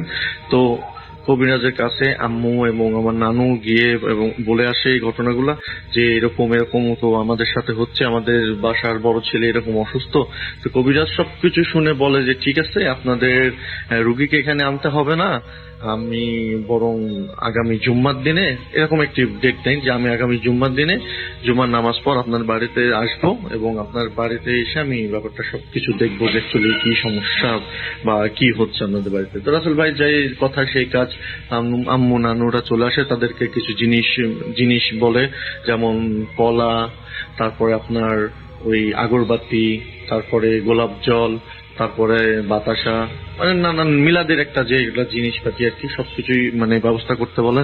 তো তার কথা মতো, সেই কবিরাজের কথা মতো আম্মু নানু সবাই মিলে মানে জিনিসগুলো, ওই থিংস যেগুলো এভরিথিং লাগবে সেগুলো মানে অ্যারেঞ্জ করে রেখে দেয়। পরে এক সময় এসে এখন উনি এসে আমাদের বাড়িতে একটি আসন দেয়। তো আসন দিয়ে অ্যাকচুয়ালি জানার চেষ্টা করতে চান তিনি যে অ্যাকচুয়ালি আমাদের বাড়ি থেকে যে আসবেন তার কাছে জিন আছে, সে জিন চালান করে দেখবে যে অ্যাকচুয়ালি আমাদের বাড়িতে মানে কি সমস্যা এবং আমার বড় ভাইয়ের সাথে কি সমস্যা। তো রাসেল ভাই, তো উনি আমার বাড়িতে আসেন, এসে আমাদের বাড়িতে যখনই মানে এরকম জুম্মার দিন তিনি ফজরের নামাজে জুমার নামাজের পর আমাদের বাসায় আসেন এবং সারা দিন থেকে মানে সন্ধ্যা পর্যন্ত অপেক্ষা করেন। সন্ধ্যার পরে এশার নামাজ পড়ে তিনি আসন দিবেন। ততক্ষণ পর্যন্ত তিনি আমাদের বাসায় ছিলেন এবং সবকিছু বাসার চারিদিকে ঘুরে ফিরে তিনি মানে বোঝার চেষ্টা করছে ব্যাপারটা অ্যাকচুয়ালি কোনো কিছু মানে ইঙ্গিত বোঝা যায় কিনা। তো সবকিছু মিলায় তিনি যখন আসনটা দেয়, তিনি জিন হাজির করে এবং তিনি রাত্রে এবং বলে যে আমি যে ঘরে আসন দিব বাইরে 3 জন থাকবেন, আর মানে যে ছেলে অসুস্থ সেই ছেলে এবং ছেলের মা 2 জন থাকবেন আমার সামনে বসে, এবং বাকি সবাই বাইরের দরজার বাইরে ঘরের বাইরে অবতরণ করবেন এবং মানে টাকা না পর্যন্ত কেউ ঘরের ভিতরে আসবেন না। তখন আমার আম্মাকে বলে যে দেখেন কোনো মুহূর্তে যদি আমার জ্ঞান হারিয়ে ফেলি, তখন 1 গ্লাস পানি রেখে দিয়েছি সামনে, এই পানি ছিটাই দিলে পারে বাস আমি কোনো রকম মানে স্বাভাবিক হয়ে যাব। আর ভয় পাওয়ার কোনো, তো বড় ভাইকে বলে যে ভয় পাওয়ার কোনো কারণ নেই। তো এই বলে যখন জিন হাজির করে রাসেল ভাই, তো হঠাৎ মা এরকম ফিল করে মানে টিনের চালায় মানে এমন জোরে মানে হুমড়ি করে আওয়াজ হচ্ছে এবং স্পষ্ট বোঝা যাচ্ছে যে কেউ একজন টিনের চালে 1 পা 2 পা করে অনেক ভারী অনেক বড় মাপের একজন মানুষ, মানে যেমন আসলে টিনের চালা দিয়ে হাঁটলে যেমন আওয়াজ হয় সেই রকম বিকট আওয়াজ করে তিনি মানে 1 পা 2 পা করে যে আমাদের ঘরের মধ্যে মানে নিচে নামতেছে, ঘরের মধ্যে ঢোকার উদ্দেশ্যে স্পষ্ট বোঝা যাচ্ছে ব্যাপারগুলো। তো এরকম ব্যাপারটা যখন মানে ঘরের ভিতরে প্রবেশ করা মাত্রই ওই কবিরাজ দোয়া পড়তেছিলেন, দোয়া পড়তে পড়তে হঠাৎ করে তার মানে এমন ভাব ভঙ্গি করতেছে, মানে স্পষ্ট বোঝা যাচ্ছে যে তিনি অলরেডি মানে তার গায়ে চলে আসছে জিন তার কাছে, এবং তিনি কণ্ঠটা চেঞ্জ করে সালামকে দিয়ে এবং কথাবার্তা শুরু করে নাকি। তো ব্যাপারটা এরকম বলে যে আমার বড় ভাইয়ের শরীরে দুইটা জিন আছে, বড় ভাইয়ের শরীরে দুইটা জিন আছে, এবং ওই জিন দুইটা চাই বড় ভাই শরীরে সারা জীবন থাকতে চাই, কিন্তু আমার বড় ভাইয়া মানে এই ব্যাপারটা কোন রকমে ওদের পাত্তা দেয় না, বিধায় তারা বড় ভাইয়ের আমার ভাইয়ার ক্ষতি করতে চান। ইভেন আমার আম্মু এই ব্যাপারটা মানে আমার আম্মু এই ব্যাপারটা মানে তাদেরকে এরকম মানে বাধা বিপত্তি হয়ে দাঁড়াচ্ছে, এই জন্য মানে আমার আম্মুকেও ওরা ক্ষতি করতে চাই আর কি, মানে এরকম একটা ইঙ্গিত দিয়ে দেয়। তো জিন তো বলে যে এরকম এই জিন দুইটা কিভাবে আসলো, কেন আসলো, তো তখন বলে যে আমাদের মানে দাদির ওই সাইড থেকে, নাম বলেনি, এক্স্যাক্টলি নাম বলেনি, সে প্রকাশ করেনি, কিন্তু বলেছে যে আমাদের দাদির বাসার কেউ মানে আমাদের বড় ভাইকে এবং আমার আম্মুকে তাবিজ করেছে। ওরা চাই না যে আমার আম্মু এবং আমার বড় ভাই ওনারা কেউ ভালো থাকুক বা আমাদের ফ্যামিলির কেউ সুস্থ থাকুক, তারা যাই হোক একটা নিজের প্রতিহিংসার কারণেই মানে এটা করেছে। তো রাসেল ভাই প্রথমত ওরা যেটা করেছিল, যেটা জিন বলে যে তারা নাকি প্রথমে মানে কালা জাদু করে মানে বান মারা একটা ব্যাপার করেছিল। তো সেই বানটা মানে লাগে আমাদের বাড়ির পিছনে একটি কাঁঠাল গাছ ছিল, কাঁঠাল গাছে নাকি এক রাতের মধ্যে কাঁঠাল গাছটি মরে যায়। তো ব্যাপারটা যখন জিন এভাবে বলতে থাকে আমার আম্মুকে, তখন আমার আম্মু মানে বলে যে হ্যাঁ, যে ব্যাপারটা তো আমি তো কখনো তো বলিনি, তো যেহেতু বলতেছে অ্যাকচুয়ালি হ্যাঁ ব্যাপারটা সত্য ঘটনা। কিছুদিন পূর্বে আমাদের বাসাতে যখন এরকম একটা বাসার পিছনে একটি কাঁঠাল গাছ ছিল, তো হঠাৎ করে রাতে ভালো মানে সারাদিন ভালো ছিল, রাতে ঘুমিয়ে আছি, সকালবেলা উঠে দেখি মানে সমস্ত পাতা এমন মানে মানে একটি গাছের ডাল কেটে ফালায় রাখলে যে অবস্থা হয় ঠিক সেরকম একটা অবস্থা হয়ে আছে কাঁঠাল গাছের। তো তখন চিন্তা করে সব বলে যে হ্যাঁ এরকম প্রবলেম আছে, তো কি করা যায়। তো ও বলে যে জিন বলে যে ঠিক আছে, কি করতে হবে না হবে আমি সবকিছু মানে ওই কবিরাজের কথা বলে আমি এনাকে বলে দিব, ইনি সবকিছু মানে মানে ঠিক করার সলিউশন এনার কাছে দেওয়া হবে, আপনি টেনশন করবেন না, আল্লাহর ভরসা, এমনি আপনাদের কোনো ক্ষতি করতে পারবে না। এই বলে সালামালকে দিয়ে তখন ওই জিনরা যখন অনেক বিকট আবার একটি জোরে আওয়াজ হয় মানে ঘরের ফ্লোরেই আওয়াজ, মানে হাত পা আস্তে করতে করতে হঠাৎ করে উনি সেন্সলেস হয়ে যান ওই কবিরাজ। তো তখন আম্মুকে বলে রাখিছিল যেভাবে যে এরকম পানি ছিটিয়ে দিলে তার আবার জ্ঞান ফিরে যাবে, তো এরকম পানি ছিটা মাত্র আম্মুকে জিজ্ঞেস করে যে কি কি বলেছে। তো তখন আম্মু বিষয়গুলো সবকিছু কবিরাজকে বলে যে এরকম ব্যাপারগুলো মানে বলেছে বা এগুলা বলেছে। তো সবকিছুর মূলে আবার বড় ভাইকে তখন বলে যে তার বিষয়ে কোনো কিছু বলেছে, তো বলেছে যে না, তার বিষয়েও কোনো কিছু বলেনি, বলেছে যে এরকম প্রবলেমের কোনো সমস্যা নাই, যে এটার প্রবলেমের যে সলিউশন এই সলিউশনটা আপনার কাছে দিয়ে দিবে। তো তখন কবিরাজ বলে ঠিক আছে, তো আজকে রাতটা যেহেতু হয়ে গেল, আজকে রাতে তো আর কোনো কিছু সম্ভব না, আমি আবার বাসায় গিয়ে আসন দিব, আসন দিয়ে মানে স্যার কি এটার কি পদক্ষেপ নিতে বলে আমি সেটা শুনে আমি আবার কাল হোক আর পরশু হোক আমি আবার এসে আপনাদের এই তাবিজ কবজ বা যেদি হোক এদের যে করণীয় আমি এটা দিয়ে যাব। তো এটা বলে কবিরাজ তো সেই মুহূর্ত থেকে আমাদের বাসায় রাতটা থেকে সকালবেলা চলে যায়। তো এবং যাওয়ার পূর্বে বলে যায় যে দেখেন আপনাদের উপরে যদি কোনো রকম কোনো ভয় ভীতি বা কোনো রকম বা কোনো মানে উপরের সত্য বা ওই প্যারানর্মাল অ্যাক্টিভিটি যদি কোনো কিছু হয়ে থাকে, তো আপনারা মানে বাইরে বের হবেন খুব কেয়ারফুলি, যেহেতু এরকম আমি যেখানে আসছিলাম বা আমার জিন যেখানে আমি জিন দিয়ে যে সবকিছু ব্যাপারটা কুতিয়ে দেখেছি, হয়তো এই খবরটা হয়তো মানে তার ব্ল্যাক ম্যাজিশিয়ান হয়তো যে জিন দ্বারা আপনাদের ব্ল্যাক ম্যাজিক করছে সেই ব্ল্যাক ম্যাজিকের মানে হয়তো খবর সে পেয়ে যাবে, হয়তো আপনাদের মানে ভয়ভীতি দেখাইতে পারে। তো আপনারা প্লিজ একটু টেক কেয়ার ভাবে থাকবেন এবং দেখে শুনে থাকার চেষ্টা করবেন, আর রাত্রে বাইরে না বের হওয়াটাই ভালো। এরকম বলে কবিরাজটি চলে যায়। তো পরের দিন সারাদিন চলে যায়, সন্ধ্যার দিকে তো সবাই রীতিমতো খাওয়া দাওয়া করে বাস ঘরের মধ্যে আমরা মানে বাবা মা সবাই বাড়ির মধ্যেই থাকে, বাইরে থেকে বের হয় না। এমনকি ইভেন তো আব্বু বলে যে তার একটু কাজ, আমার আব্বু ছিলেন বলে রাখি রাসেল ভাই পেশা একজন ড্রাইভার, তার যে কোনো মুহূর্তে তার মানে হয়তো বাইরে যেতে হতে পারে বা গাড়িতে চলে যেতে হতে পারে, মহাজন যদি ডাকে কখনো তাহলে চলে যায় উনি। তো এরকম আমার বাবাকে সেই দিন মানে হঠাৎ করে বাবা একটি কাজ পড়ে যায় বিধায় তাকে ফোন করে ডেকে নেয়। তো আসল ভাই বাবা চলে যায় সেই মুহূর্তে, তো হয়তো ফিরবে কি না ফিরবে এমন কোনো গ্যারান্টি দিয়ে যায়নি। তো আম্মু বলে যে ঠিক আছে, আপনি যদি বাসায় ফিরেন তাহলে অবশ্যই মানে কাউকে সাথে করে নিয়ে আসবেন, আপনি একা একা আসবেন না, যেহেতু কবিরাজ বলে গেছে এগুলা। তো যাই হোক আসল ভাই ব্যাপারটি মানে গেল সেই মুহূর্তে। তো সবাই রীতিমতো শুয়ে পড়ছে, মানে ঘুমানোর একটা চিন্তা ভাবনায়। তো অনেক রাত ভয়ে ভয়ে, এবং আম্মু এবং বড় ভাই সেদিন মানে একই ঘরে সবাই ঘুমায় এবং সবাই একই সাথে ঘুমাইছিলেন সেদিন। তো আমাদের বাসার বারান্দায় ঘরের বারান্দায় নানুরা শুয়েছিলেন 2-3 জন, সেখানে মামা মামি সবাই মানে বাসার বাইরেই ঘুমাচ্ছিলেন। তো ইতিমধ্যে মানে মধ্যরাতে মানে আমার আব্বু এসে দরজা নক করে। তো মানে একবার থেকে দুইবার যখন থাকে, যেহেতু রাসেল ভাই কেউ ঘুমিয়েছিলেন না, সবার মধ্যে একটু আতঙ্ক ছিলেন। তো যখন এসে আব্বা মানে আমার বাবার কণ্ঠ নিয়ে একবার থেকে দুইবার ডাকে, তখনই মানে সবাই মানে ঘুম ভেঙে যায়। আম্মু আম্মু আম্মু আম্মু উঠে যায়, উঠে পড়ে দরজাটা খুলে এখন আম্মুকে বলে যে দেখো আমার একটু ওদিকে প্রবলেম হয়েছে ওখানে, তুমি একটু আমার সাথে আসবা।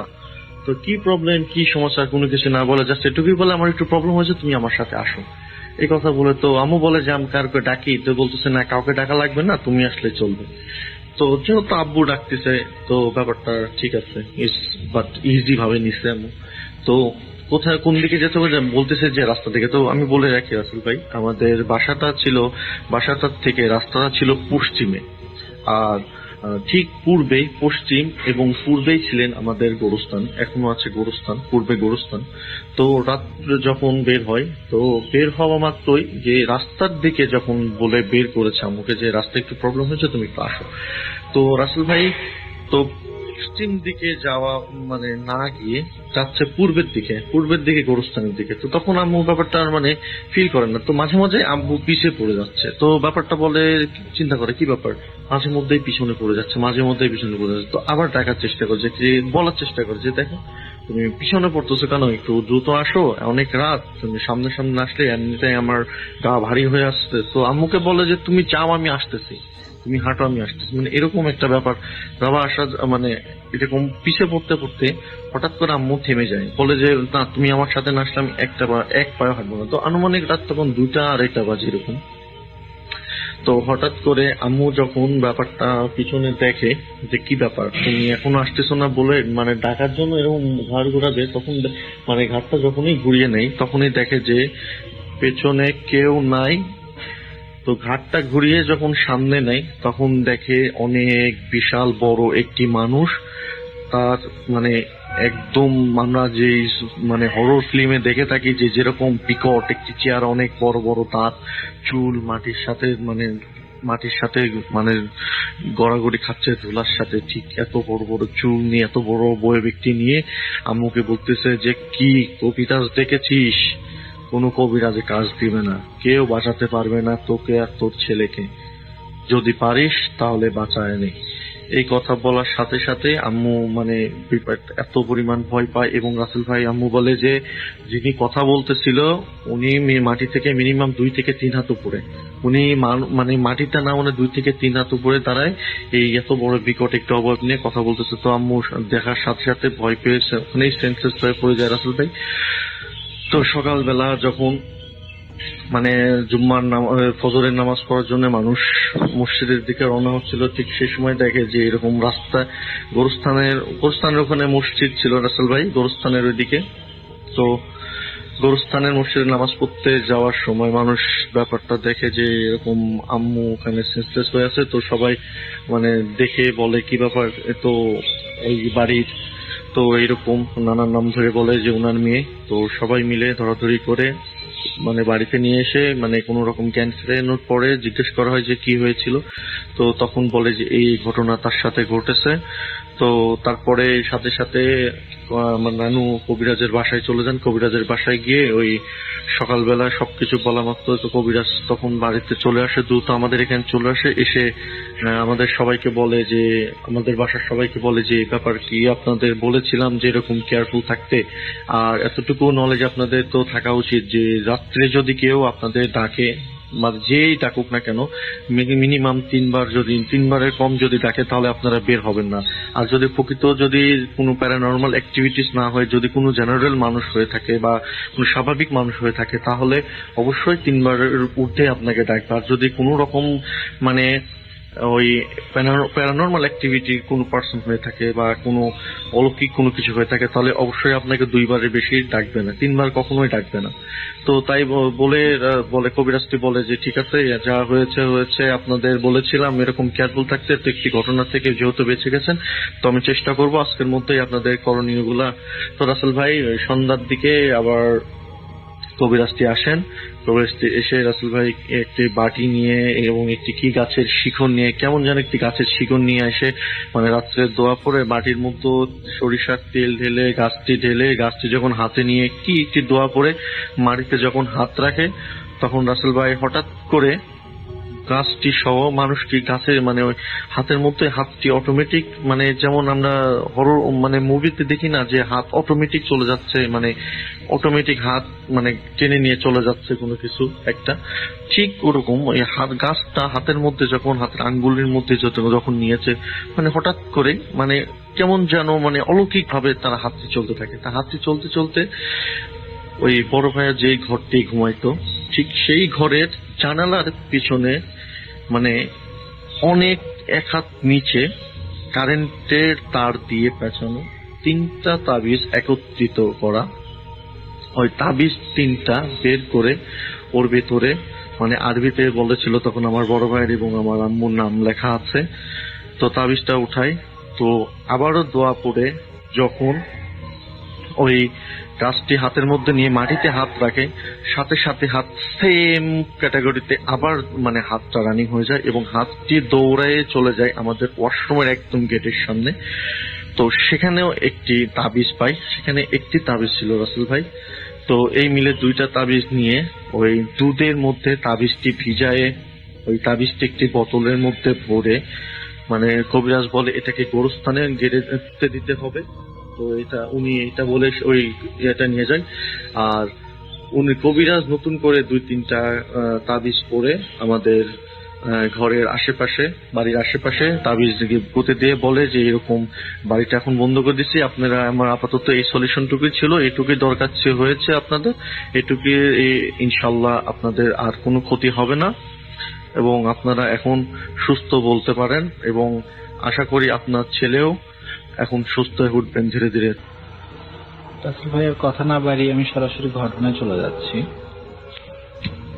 ঘটনাটি ঘটে 2004 সালের ডিসেম্বর মাসে। ঘটনাটি একটি রিকশাওয়ালার সাথে ঘটে। তো রাসেল ভাই সেই রিকশাওয়ালা নিয়ে রিকশা চালাতেন। তো ডিসেম্বর মাস, প্রচন্ড শীত, আর আমাদের উত্তরবঙ্গের এইদিকে শীতের তীব্রতাটা একটু বেশি থাকে প্রতিবারই। তো সেইবারও ব্যতিক্রম ছিল না, সেইবারও প্রচন্ড শীত ছিল। শীতের কারণে দিনে রাস্তায় লোকজন বের হতে পারতো না। তো সেই জন্য ভাড়াও তার খুব একটা হতো না। তো সেই জন্য তিনি চিন্তা করেন যে রাতেও সে রিক্সা চালাবে। তো রাসেল ভাই সে রাত করেও রিক্সা চালানো শুরু করে। তো একদিন সে রাতে রিক্সা নিয়ে বের হয়েছে। তো সেই দিন প্রচন্ড শীত পড়েছে, রাস্তায় প্রচন্ড কুয়াশা। তো এরকম একটি শীতের রাতে সে রিক্সা নিয়ে বের হয়েছে, কিন্তু সে কোনো যাত্রী পাচ্ছে না। সে রিক্সা নিয়ে এদিক ওইদিক ঘুরছে যাত্রীর সন্ধানে। ও ঘুরতে ঘুরতে সে রেল স্টেশনের সামনে দিয়ে যাচ্ছিল, যে যদি কোনো যাত্রী পায় সে নিয়ে যাবে আর কি। তো রাসেল ভাই, আমাদের বগুড়া স্টেশনে রাত 10টায় লাস্ট ট্রেনটি আসে। এটা হচ্ছে লালমনি এক্সপ্রেস, লালমনিহাট থেকে আসে। তারপরে কোনো ট্রেন স্টেশনে আসে না। কিন্তু সেই রিক্সাওয়ালা উনি দেখতে পায় আনুমানিক 12টার সময় একটা ট্রেন স্টেশনের দিকে এগিয়ে আসে। সে ভাবে যে এত রাতে তো ট্রেন আসার কথা না, তো এই ট্রেনটি এত রাতে আসতেছে, হয়তোবা কোনো টাইম টেবল বিপর্যয়ের কারণে হয়তোবা ট্রেনটি দেরি করে আসছে। তো যাই হোক, ট্রেন স্টেশনে আসে, ট্রেন স্টেশনে এসে থামে। তো উনিও স্টেশনের গেটের দিকে আগায় যায়। গিয়ে দেখতে পায় যে ট্রেন থেকে কোনো লোকজন নামছে না, শুধুমাত্র একটা লোক ট্রেন থেকে বের হয় এবং বের হয়ে সে কোনো দিকে না তাকিয়ে সরাসরি তার রিক্সার দিকে মানে চলে আসে। তো জিনিসটা দেখে সে একটু মানে অন্যরকম চিন্তা করে যে এত বড় একটা ট্রেন থেকে শুধুমাত্র একজন লোক। তো আবার সে ভাবে যে শীতের রাত, হয়তোবা যাত্রী নেই। তো যাই হোক, সে কিছু মনে করে না। তো সেই লোকটি তার রিক্সার দিকে আসে, সে বলে যে যাবি? তো সেই রিক্সাওয়ালা বলে যে জি স্যার যাব। কোথায় যাবেন? তো সেই লোকটি বলে যে তুই আমাকে নিয়ে ভাই পাগলা মাজারের কাছে যাবি এবং ভাই পাগলা মাজার থেকে আবার আমাকে এখানে নিয়ে আসবি। সে লোকটির একটু বর্ণনা দেই রাসেল ভাই। সে লোকটির পরনে ছিল জুব্বার মতন একটি ড্রেস এবং সে লোকটির পাগড়ি তার চোখ পর্যন্ত ছিল এবং পাগড়ির যে কাপড়গুলো থাকে সেগুলো দিয়ে তার মুখটা মানে ঢাকা ছিল, সে তার চেহারাটা ভালোভাবে দেখতে পারতেছিল না। তো রিক্সাওয়ালা বলে যে ঠিক আছে স্যার যাব, কিন্তু একটু ভাড়া বেশি দিতে হবে। লোকটি বলে যে ঠিক আছে, তুই যা চাস তোকে তাই দিয়ে দেব, তুই যা। তো রিক্সাওয়ালা আর 7-5 না ভেবে লোকটিকে নিয়ে রওনা দেয় ভাই পাগলা মাজারের উদ্দেশ্যে। তো রাসেল ভাই, ভাই পাগলা মাজারটি হচ্ছে একটি কবরস্থান, ওখানে একটি মাজারও আছে। এটি আমাদের বগুড়ার বড় একটি কবরস্থান। এখানে শহরে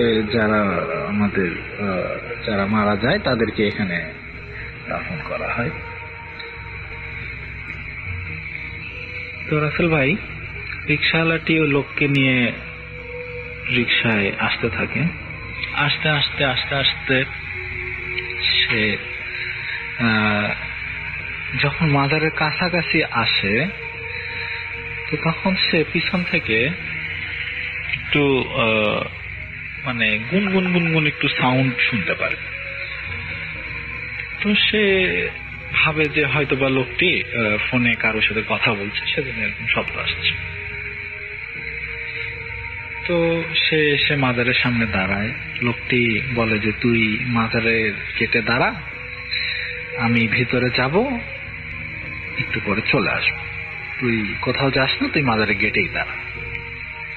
তো রিক্সাওয়ালা ভাবে যে হয়তোবা কারো কবর জিয়ারত করতে আসছেন, তো সেই জন্য উনি বাহিরে দাঁড়ায় থাকেন, লোকটির জন্য অপেক্ষা করতে থাকেন।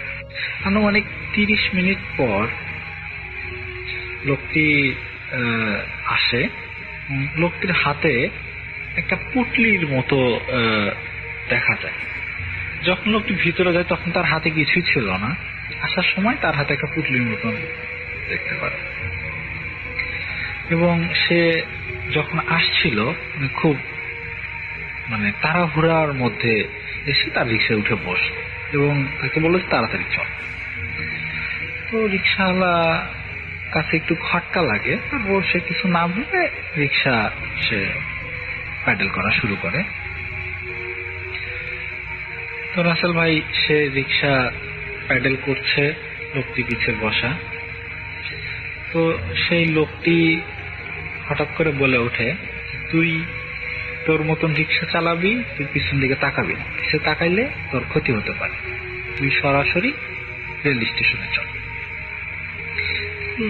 সেই রিক্সাওয়ালা লোকটি ভাবে যে পিছে তাকাবই বা কেন, আর আমার ক্ষতি বা হবে কেন।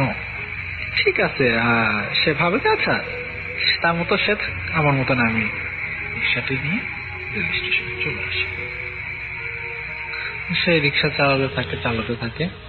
হঠাৎ করে সে অনুভব করতে পারে যে তার প্যাডেল করতে, রিক্সা পায়ে চালিত রিক্সা যে প্যাডেলটা থাকে সেই প্যাডেলটা করতে তার খুব কষ্ট হচ্ছে এবং প্যাডেলটা ধীরে ধীরে ভারী হয়ে যাচ্ছে।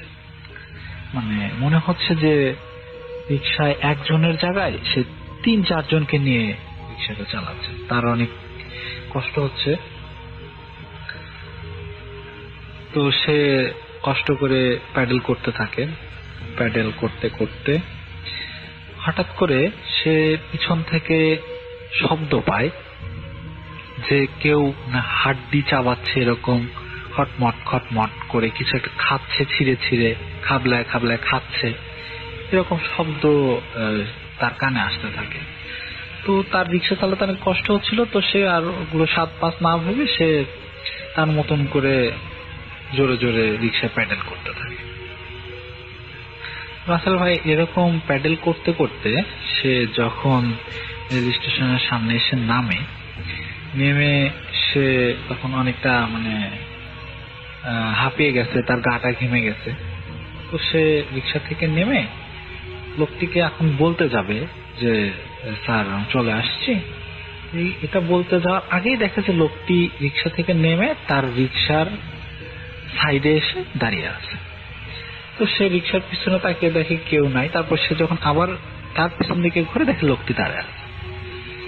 তো সে লোকটির দিকে যখন তার লোকটির দিকে যায় যে তার ভাড়াটা নেওয়ার জন্য, সে দেখতে পায় যে সে লোকটির মুখে রক্ত এবং তার হাতে একটা মানুষের হাত, এবং সেটা একটা কাফনের কাপড় থেকে সে হাতটি দেখা যাচ্ছে। মনে হচ্ছে যে সে কবরস্থান থেকে হাতটি তুলে নিয়ে এসে রিক্সা থেকে আস্তে আস্তে সেটা খাইছে এবং বাকি যেটুকু আছে সেটা তার হাতে সে ধরে আছে। এই জিনিসটা দেখার সাথে সাথেই সেই রিক্সাওয়ালা লোকটি প্রচন্ড ভয় পায় এবং সে কোনো কিছু ভেবে ওঠার আগেই সে অজ্ঞান হয়ে যায় সেখানে। তো রাসেল ভাই ঘটনাটা এখানে শেষ হলে পারতো, আসলে ঘটনাটা এখানে শেষ না। পরের দিন সকালে তাকে রেল স্টেশনে যারা থাকে লোকজন এসে তাকে অজ্ঞান অবস্থায় পায় এবং তাকে উদ্ধার করে, মাথায় পানি টানি দেয়, দিয়ে বলে যে কি হয়েছে তোমার, তুমি এখানে অজ্ঞান হয়ে পড়ে আসো, তোমার রিক্সাটা এখানে এইভাবে রাস্তার মধ্যে আড়াআড়ি ভাবে রেখে দিছো। তো সে কাউকে কিছু বলে না, সে কাউকে কিছু না বলে যে আমাকে একটু বাসা পর্যন্ত রেখে আসে। পরে লোকজন তাকে ধরাধরি করে তাকে বাসা পর্যন্ত বাসায় রেখে আসে। লোকটি বাসায় যাওয়ার পর থেকে তার জ্বর আসে, প্রচন্ড জ্বর, সে বিছানা থেকে উঠতে পারে না। তো 2-3 দিন পর তার জ্বর ভালো হয়ে যায়। তার জ্বর যখন ভালো হয় তখন তার সাথে কি হয়েছে সেগুলো সে একটু একটু মনে করতে থাকে এবং সে রিক্সার কাছে যায়, গিয়ে রিক্সা ভালো মতো দেখতে থাকে যে তার রিক্সায় কোথাও রক্তের কোনো চিহ্ন বা দাগ লেগে আছে কিনা। তো সে তেমন কিছু পায় না রিক্সায়। তো সে ভাবে যে যাক যা হইছে হইছে, সে মনের ভুল ভেবে জিনিসটা সে মনের ভুল ভাবে এবং সে ভাবে যে রিক্সাটা পরিষ্কার করি, রিক্সাটা ধুই। রাসেল ভাই সে রিক্সাটা যখন ধুচ্ছে, আপনারা জানেন যে প্যাডেল রিক্সায় সিটটা তোলা যায় এবং সিটের নিচে কিছু রিক্সার কিছু জিনিসপত্র রাখার মতন একটা জায়গা। সে যখন যাত্রী বসার ওই সিটটা যখন সে তোলে রিক্সাটা পরিষ্কার করার জন্য, তখন সে দেখতে পায় সিটের নিচে খাম রাখা, খামে আরবিতে কিছু লেখা এবং খামের সাথে রক্তের একটা ছিটা ফোটা খামে সে দেখতে পায়। তো তখন তার সবকিছু মনে পড়ে যায় এবং সে প্রচন্ড ভয় পেয়ে যায়। সে সাথে সাথে খামটি নেয়, খামটি নিয়ে খামটি খুলে দেখে যে খামের মধ্যে 3000 টাকা এবং খামে কিছু লেখা আরবি দিয়ে। তো সে সাথে সাথে খামটি নিয়ে তাদের যে মসজিদের ইমাম সাহেবের কাছে যায় এবং ইমাম সাহেবকে বলে যে এই খামে আরবি দিয়ে কি লেখা রয়েছে। তো ইমাম সাহেব লেখাটি দেখে ইমাম সাহেব প্রথমেই লোকটিকে প্রশ্ন করে যে তুমি এই খামটি কোথায় পেয়েছো, তোমাকে এই খামটি কে দিয়েছে। আসলে লোকটি প্রথমে কিছু বলতে চায় না। তো সে ইমাম সাহেবকে প্রশ্ন করে যে না, এখানে খামে কি লেখা আছে আপনি আমাকে বলুন। ইমাম সাহেব বলে যে না, তোমাকে আমি বলবো না, তুমি আগে আমাকে বলো যে তুমি এই খামটা কোথায় পেয়েছো, তোমাকে এই খামটি কে দিয়েছে। আচ্ছা ভাই, এরকম একটা সময় ইমাম সাহেবের সাথে লোকটির একটু জেদাজেদির ফলে ইমাম সাহেব বলে যে ঠিক আছে, খামে কি লেখা আছে আমি তোমাকে বলবো, কিন্তু তোমার যদি কিছু হয় তুমি আমাকে দোষারোপ করতে পারবে। সেই লোকটি বলে যে আচ্ছা ঠিক আছে, আপনি বলেন কি লেখা। তখন ইমাম সাহেব বলে যে এই খামে আরবিতে লেখা আছে যে তুই আমার কোনো ক্ষতি করিসনি, আমিও তোর কোনো ক্ষতি করলাম না, তোকে আমি এই খামে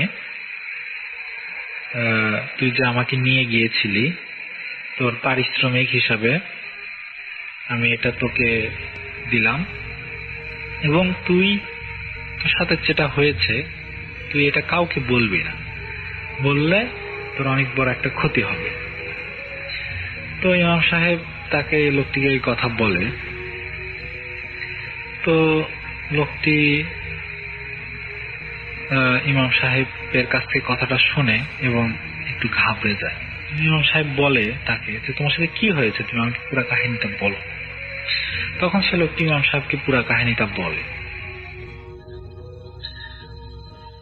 তো ইমাম সাহেব বলে যে তুমি এই জিনিসটা আমার কাছ থেকে জোর করে শুনলে, তোমার যদি কোনো ক্ষতি হয় সেটার দায়ভার তুমি আমাকে দিতে পারবে না, এবং তুমি রাত করে আর রিক্সা চালিও না, রাত করে রিক্সা চালানো বাদ দাও। তো লোকটি এই কথা শুনে সেখান থেকে চলে আসে। এসে লোকটির প্রচন্ড জ্বর আসে, বাসায় আসার পর থেকে লোকটির জ্বর। তো জ্বরটা আস্তে আস্তে বাড়তে থাকে। তো সে বিভিন্ন ডাক্তার দেখায়, বিভিন্ন ওষুধ খায়, কিন্তু সে লোকটির জ্বর ভালো হয় না। একটা পর্যায়ে সে লোকটি মারা যায়। তো রাসেল ভাই, এই ছিল ঘটনা। এটি একটি সত্যি ঘটনা। রিকশাওয়ালাটির ছেলের কাছ থেকে ঘটনাটা আমি শুনি। ভাই, যদি ঘটনাটি ভালো লাগে পড়ে শোনাবেন, আমাদের জন্য দোয়া করবেন।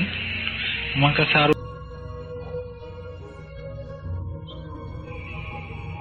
আসসালামু আলাইকুম। ভূত.com এর সব শ্রোতাদেরকে ঈদ মোবারক জানিয়ে আমি আহমেদ বাবু আপনাদের সাথে একটি কাহিনী শেয়ার করছি। কাহিনীটি হচ্ছে আজ থেকে প্রায় 15-20 বছর আগের কাহিনী, এবং কাহিনীটি শেয়ার করেছে হচ্ছে কৌশিক রহমান চিটাগং থেকে। তো যাই হোক, কৌশিক সাহেব তখন যে কোনো একটা ব্যবসার কাজে তিনি চিটাগং থেকে কক্সবাজার যাচ্ছিলেন, এবং তিনি ড্রাইভ করে যাচ্ছিলেন। মানে তার আসলে এখানে একটা মিটিং ছিল, এবং মিটিংটা সামওয়্যার অ্যারাউন্ড রিয়েল এস্টেট কোনো ব্যাপারে আর কি। তো উনি যাচ্ছিলেন তখন। তো চিটাগং থেকে কক্সবাজার যাওয়ার পথে ওনার যে সময়টা আসলে উনি বেছে নেন সেটা হচ্ছে রাতের বেলা। তো উনি ঠিক করেন যে ওখানে উনি রাতের বেলা যে ওনাদের অফিসেরই একটা রিসোর্ট আছে সেখানে উনি থাকবেন, এবং পরদিন উনি ওনার সেই মিটিং সেরে ব্যাক করে চলে আসবেন। তো উনি রাতে রওনা দেন। তখন রাত প্রায় 9টা-10টা বাজে এরকম সময় উনি রওনা দেন। তো উনি যাচ্ছেন, উনি যেতে যেতে বেশ খানিকটাই চলে যান। খুব ইজি মোডে ছিলেন, গান শুনছেন, গাড়িতে হালকা চালিয়ে যাচ্ছেন। তো একটা জায়গায় এসে হঠাৎ করে ওনার ইঞ্জিনটা মানে একটা নক করে গাড়ি থেমে যায় আর কি। মানে গাড়ি হঠাৎ করে মানে ডেড, মানে স্টার্ট বন্ধ হয়ে যায়। তো উনি গাড়ি আস্তে করে উনি চালানোর স্টার্ট দেওয়ার চেষ্টা করেন, বাট ইটস নট স্টার্টিং। কয়েকবার চেষ্টা করার পর উনি গাড়ি তখন থামিয়ে মানে সাইড করে ফেলেন রাস্তার, এবং উনি বারবার ইগনিশন অন করছেন কিন্তু গাড়ি স্টার্ট হচ্ছে না। জাস্ট গাড়ি একটা কাশি দিয়ে মানে হয়ে যাচ্ছে, ট্রাইং বারবার। এবং উনি বুঝতে পারছেন যে ব্যাটারি রেড না, কারণ বারবার উনি যখন ইগনিশন করছেন গাড়ির চেষ্টা করছেন, বাট স্টার্ট হচ্ছে না। তো উনি ব্যাপারটা বোঝার চেষ্টা করেন, এবং ইঞ্জিন লাইট অন হয়ে আছে। তো উনি চিন্তা করছেন যে আসলে ব্যাপারটা কি। এবং জানেন তো রাস্তার মধ্যে হঠাৎ করে গভীর রাস্তায়, মানে গভীর রাস্তা বলতে আমি বলছি যে গভীর রাতে রাস্তার মধ্যে এরকম হাইওয়ে রাস্তাতে যদি হঠাৎ করে গাড়ি বন্ধ হয়ে যায়, এবং দুই পাশে যেখানে গাছপালা মানে উডস টাইপের পুরা, এবং মানসিক অবস্থা কিছুটা চাপ সৃষ্টি করে। আর তাছাড়া মানে আর কি খুবই শুনশান নীরবতা লাগে। এবং যেখানটা ওনার গাড়িটা বন্ধ হয়েছে সেই জায়গাটা একটা মানে বনের মতো, মানে চারিপাশে মনে হচ্ছে বন জঙ্গল। তো নানা রকম চিন্তা ওনার মাথার মধ্যে ঢুকছে যে এখন এই সময় আসলে কি করা যায়। তো উনি ওনার মোবাইল ফোন বের করেন, সেলফোন বের করেন, এবং উনি ওনার চিটাগং অফিসে কল দেন। চিটাগং অফিসে কল দিয়ে ফোন ধরছে না, অনেকবার রিং হওয়ার পর। তো বারবার কয়েকবার ট্রাই করার পর ধরেন। ওখানকার যে ওনার যে টেক কেয়ার করে কেয়ারটেকার আর কি, তাকে বলে যে আমার এরকম গাড়ি নষ্ট হয়েছে, আমি জানি না এখানে কি অবস্থা, তোমাদেরকে জানায় রাখলাম। এটা লোকেশন সম্ভবত এমন জায়গা, বাট যদি আমি না পারি আমাকে এখানে ব্যবস্থা করবা কোনো মতো, কারণ এখান থেকে মনে হচ্ছে না হেঁটে কাছাকাছি কোথাও যাওয়া যাবে। যদি এরকম কিছু হয় আমি গাড়িটাকে আরো রাস্তার পাশে রেখে আমি গাড়ির মধ্যে বসে থাকবো। সো আমি নেক্সট 10 থেকে 15 মিনিটসের মধ্যে তোমাদের জানাচ্ছি, যদি না হয় তোমরা চেষ্টা করবা চলে আসার কাউকে নিয়ে। তো এরকম উনি জানিয়ে দিয়ে উনি ফোনটা রাখেন, এবং রেখে উনি গাড়ি থেকে বের হন।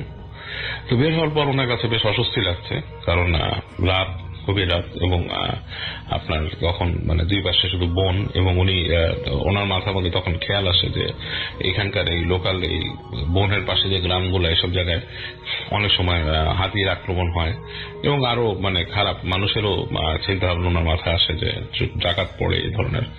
তো যাই হোক, তারপর ওনার ট্রাই করতে হবে। উনি যেটা করেন যে উনি সামনে যান, যে মোবাইলের আলোতেই উনি ওনার গাড়ির হেডলাইট অন রাখেন। হেডলাইট অন রেখে উনি গাড়ির সামনের যে হুড খোলেন, খোলার পর উনি তাকিয়ে দেখেন, বাট উনি কিছু ফাইন্ড আউট করতে পারেন না, কারণ গাড়ি ওভারহিটও হচ্ছে না, কোনো ধোঁয়া বেরোচ্ছে না, প্লাস নর্মাল এরকমই একটা সিচুয়েশন। তো উনি হুডটা অফ করেন, গাড়ি অফ করে উনি সামনে আসেন। বুঝতে যেহেতু পারছেন না, তো খুব একটা কিছু করার নেই। উনি গাড়ির মধ্যে ঢোকেন। একবার চিন্তা করছেন যে আমি আর একটু বামে নামিয়ে রাখার চেষ্টা করবো নাকি গাড়িটা, কারণ হাইওয়ে তখন পর্যন্ত কোনো গাড়ি আসে নাই। তো উনি চেষ্টা করেন আর কি যে স্টিয়ারিং ধরে গাড়িটাকে ঠেলে একটু সাইড করার। তো মোটামুটি আরেকটু সাইড করে নিয়ে আসেন উনি পাশে এনে, উনি গাড়ির ভেতরে ঢুকে বসেন, বসে হেডলাইটটা অফ করে দেন। চিন্তা করেন যে কি করবেন। তো বেশ খানিকক্ষণ বসে আছেন, কেন উনি অ্যাকচুয়ালি গান টান শুনছেন না, কিছু করছেন না, কারণ ওনার মোডটাও ছিল না, খুব আপসেট হয়ে গিয়েছিলেন, এবং প্লাস ব্যাটারিটাও কিল করতে যাচ্ছিল না গাড়ি। চিন্তা করছিল যে আসলে কি সমস্যা আমি যেহেতু জানি না, তো উনি এটাও করছিলেন না, হেডলাইট অফ করে দিয়েছেন। তো কতক্ষণ বসে আছে উনি বলতে পারেন না, ঝিম লেগে গেছে। এর মধ্যে উনি একটা কি দুইটা ট্রাক পার হয়েছে, উনি সব দেখেছেন যে চলে গেছে, বাট অনেকক্ষণ মানে বেশ নীরব আর কি, খুব একটা পার হচ্ছে না বেশ খানিকক্ষণ। তো এটা ওনার মাথার মধ্যে একটু খটকা লাগে যে আমি এরকম একটা সিচুয়েশনে আছি, এখান তো অ্যাটলিস্ট বাসগুলো যাওয়ার কথা, রাতে যে বাসগুলা ওইদিকে যায় তারা তো এই রাস্তা দিয়ে যাবে, বাট কেন মাঝখানে ট্রাক দুটো গেল বাট কোনো বাস আসছে না, এটা ওনার একটা চিন্তা ছিল। তো যাই হোক, তো উনি বসে আছেন। তো বেশ অনেকক্ষণ পর উনি খেয়াল করেন যে অন্ধকার রাস্তার মধ্যে এর মধ্যে কয়েকটা চোখ এই পাশের গাছের ভেতর থেকে উঁকি দিচ্ছে এবং চোখগুলো আপনার জল করছে, মানে লাইক যেই প্রেডেটর আইস যেগুলো আর কি, যে পশুর চোখ যেরকম রাতের বেলা জলে সেরকম কয়েক জোড়া চোখ। তো উনি চিন্তা করেন এগুলা কি মানে শিয়াল বা কিছু। তো এটা ঠাউর করতে পারেন না, ওগুলো আস্তে করে ওই গাছের ভেতর থেকে সামনের দিকে আসে, মানে রাস্তার মধ্যে নামে ওনার গাড়ির সোজা।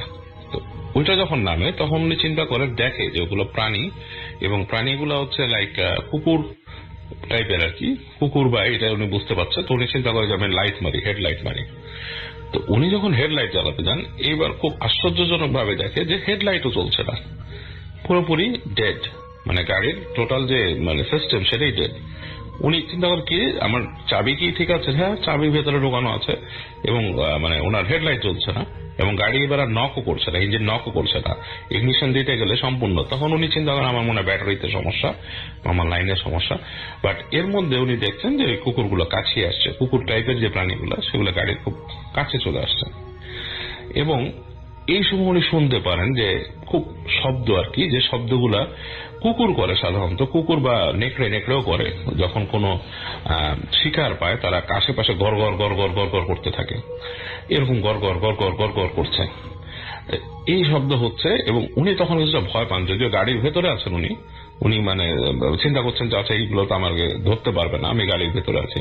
তারপর ওনার মধ্যে একটা অজানা কেমন ভয় লাগে, এবং একসময় উনি দেখেন যে এর মধ্যে একটা কুকুর লাফ দিয়ে ওনার যে সামনের যে হুডটা মানে বনেটের উপর উঠে পড়েছে, এবং উনি কিন্তু দেখতে পাচ্ছেন তার চোখটা, এবং চোখ দুটো যেমন জাস্ট লাইক আপনার জ্বলছে, যেমন এলইডি লাইট জ্বলে কোনো কিছুর মধ্যে, সেইভাবে জ্বলছে।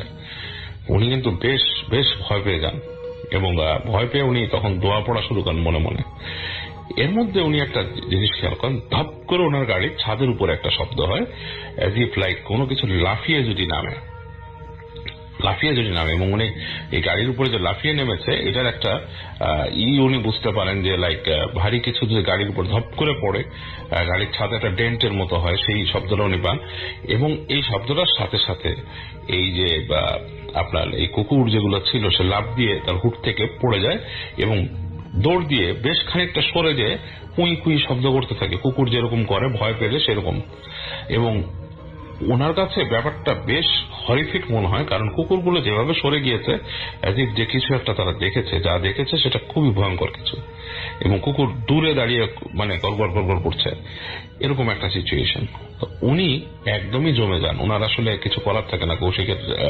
কৌশিক সাহেব ছিলেন, তার কিছুই মানে করার মতো ছিল না, বা ওনার সেই হুঁশটাও ছিল না। গাড়ির ভেতরেও যেহেতু বসেছিলেন, সময়টা খুব একটা না আপনার শীত না, মানে তখন গরমকাল কেবল চলে যাচ্ছে এরকম একটা সময়, মানে এইরকম সময়, মানে খুব একটা গরম না আর কি। এই অবস্থায় উনি দরদর করে ঘামা শুরু করলেন ভেতরে, এবং উনি দোয়া পড়তে থাকলেন যে কি ব্যাপারটা। তারপর উনি খেয়াল করলেন একটু পর যে কুকুরগুলো আস্তে আস্তে পিছিয়ে যাচ্ছে, এবং লাইক কয়েক সেকেন্ড পরে উনি দেখলেন যে ওনার গাড়ির সামনে বেশ মানে কয়েক ফিট সামনে একটা ছায়ামূর্তি টাইপের, এবং ছায়ামূর্তিটা লাইক মানুষের মতো একটা ছায়ামূর্তি, মানুষের মতোই মানে মনে হবে একটা মানুষ দাঁড়িয়ে থাকলে যেরকম সেরকম, কিন্তু সেটার মানে অন্য কিছু বোঝা যাচ্ছে না যে ওটার হাত পা কি সেরকম কিছু, মনে হচ্ছে না মানুষ যদি একটা জব্বা গায়ে দিয়ে দাঁড়িয়ে থাকে বা একটা বোরখা পরা যদি কেউ দাঁড়িয়ে থাকে, যেরকম তার হাত পা বোঝা যায় না সেরকম কেউ ওখানে দাঁড়িয়ে আছে অন্ধকারের মধ্যে, উনি বুঝতে পারছেন। এবং ওই যে কুকুর বা জলদলে চোখালা যে কুকুর বা শিয়াল যাই ছিল সেগুলো বেশ দূরে চলে গেছে, মানে ওইটার থেকে ডিস্টেন্স মেনটেন করে পিছিয়ে চলে গেছে অনেক। এবং দূর থেকে উনি প্রচন্ড শব্দ শুনতে পেলেন এই কুকুরের ডাকের, রক্তহীন করা ডাক, মানে ভয়ঙ্কর ডাক, ডেকেই চলছে একটা ইসে। আর উনি ওই ফিগারটা দেখছেন এবং উনি প্রচন্ড ভয় পেয়ে যান। উনি দোয়া পড়তে পড়তে একসময় চোখ বন্ধ করে ফেলেন এবং চোখ বন্ধ করে ফেলেন। অনেকক্ষণ উনি দোয়া পড়ছেন, কতক্ষণ হবে জানি না। তো উনি একটু পরে চোখ মেলে দেখেন যে কিছুই নেই আশেপাশে। উনি অনেক মানে ওনার কপালে তখন ঘাম, সারা শরীরে ঘাম, ভয় পাচ্ছেন।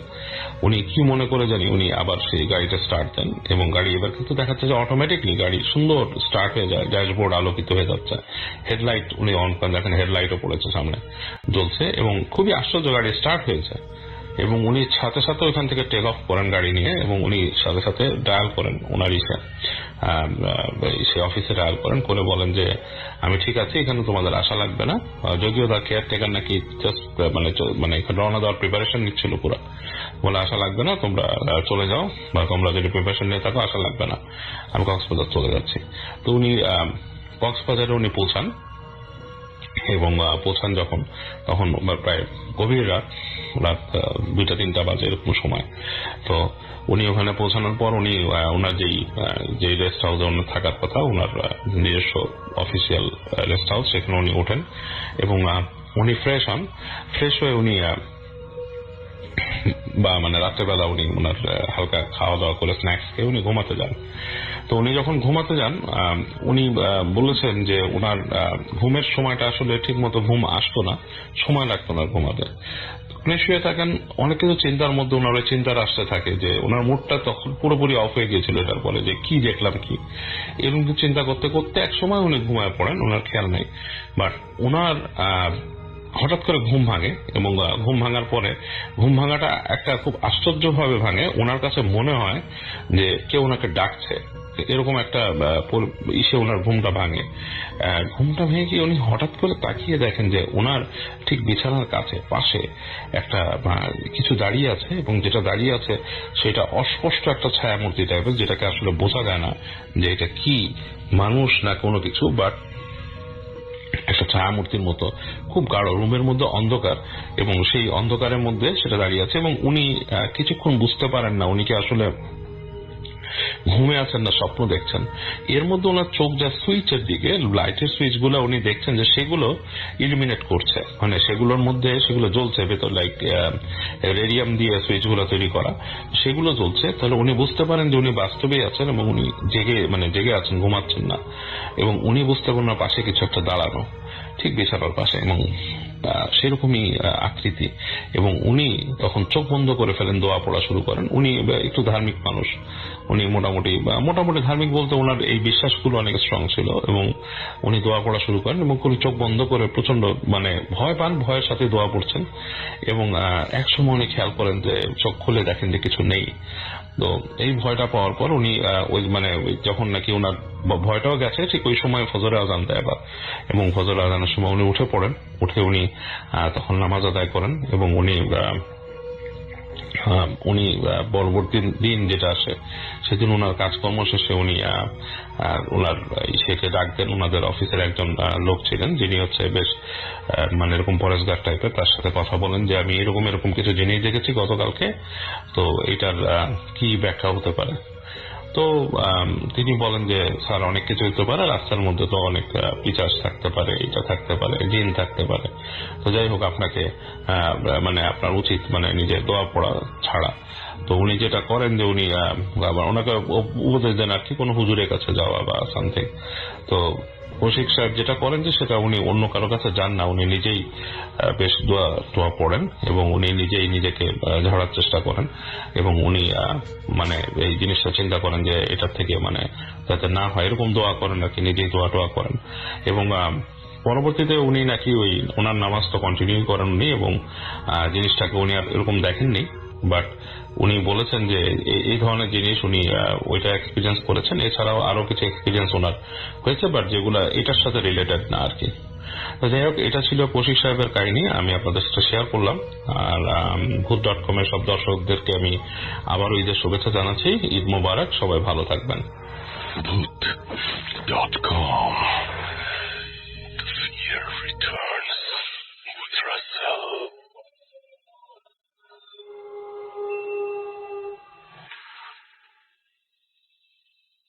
আরো একবার আপনাদের সবাইকে স্বাগত জানাচ্ছি। আমি রাসেল, শুনছেন ভূত.com ঈদ স্পেশাল, এবং আশা করছি সবাই ভালো আছেন এবং ভালোর দলে আছেন। আর এই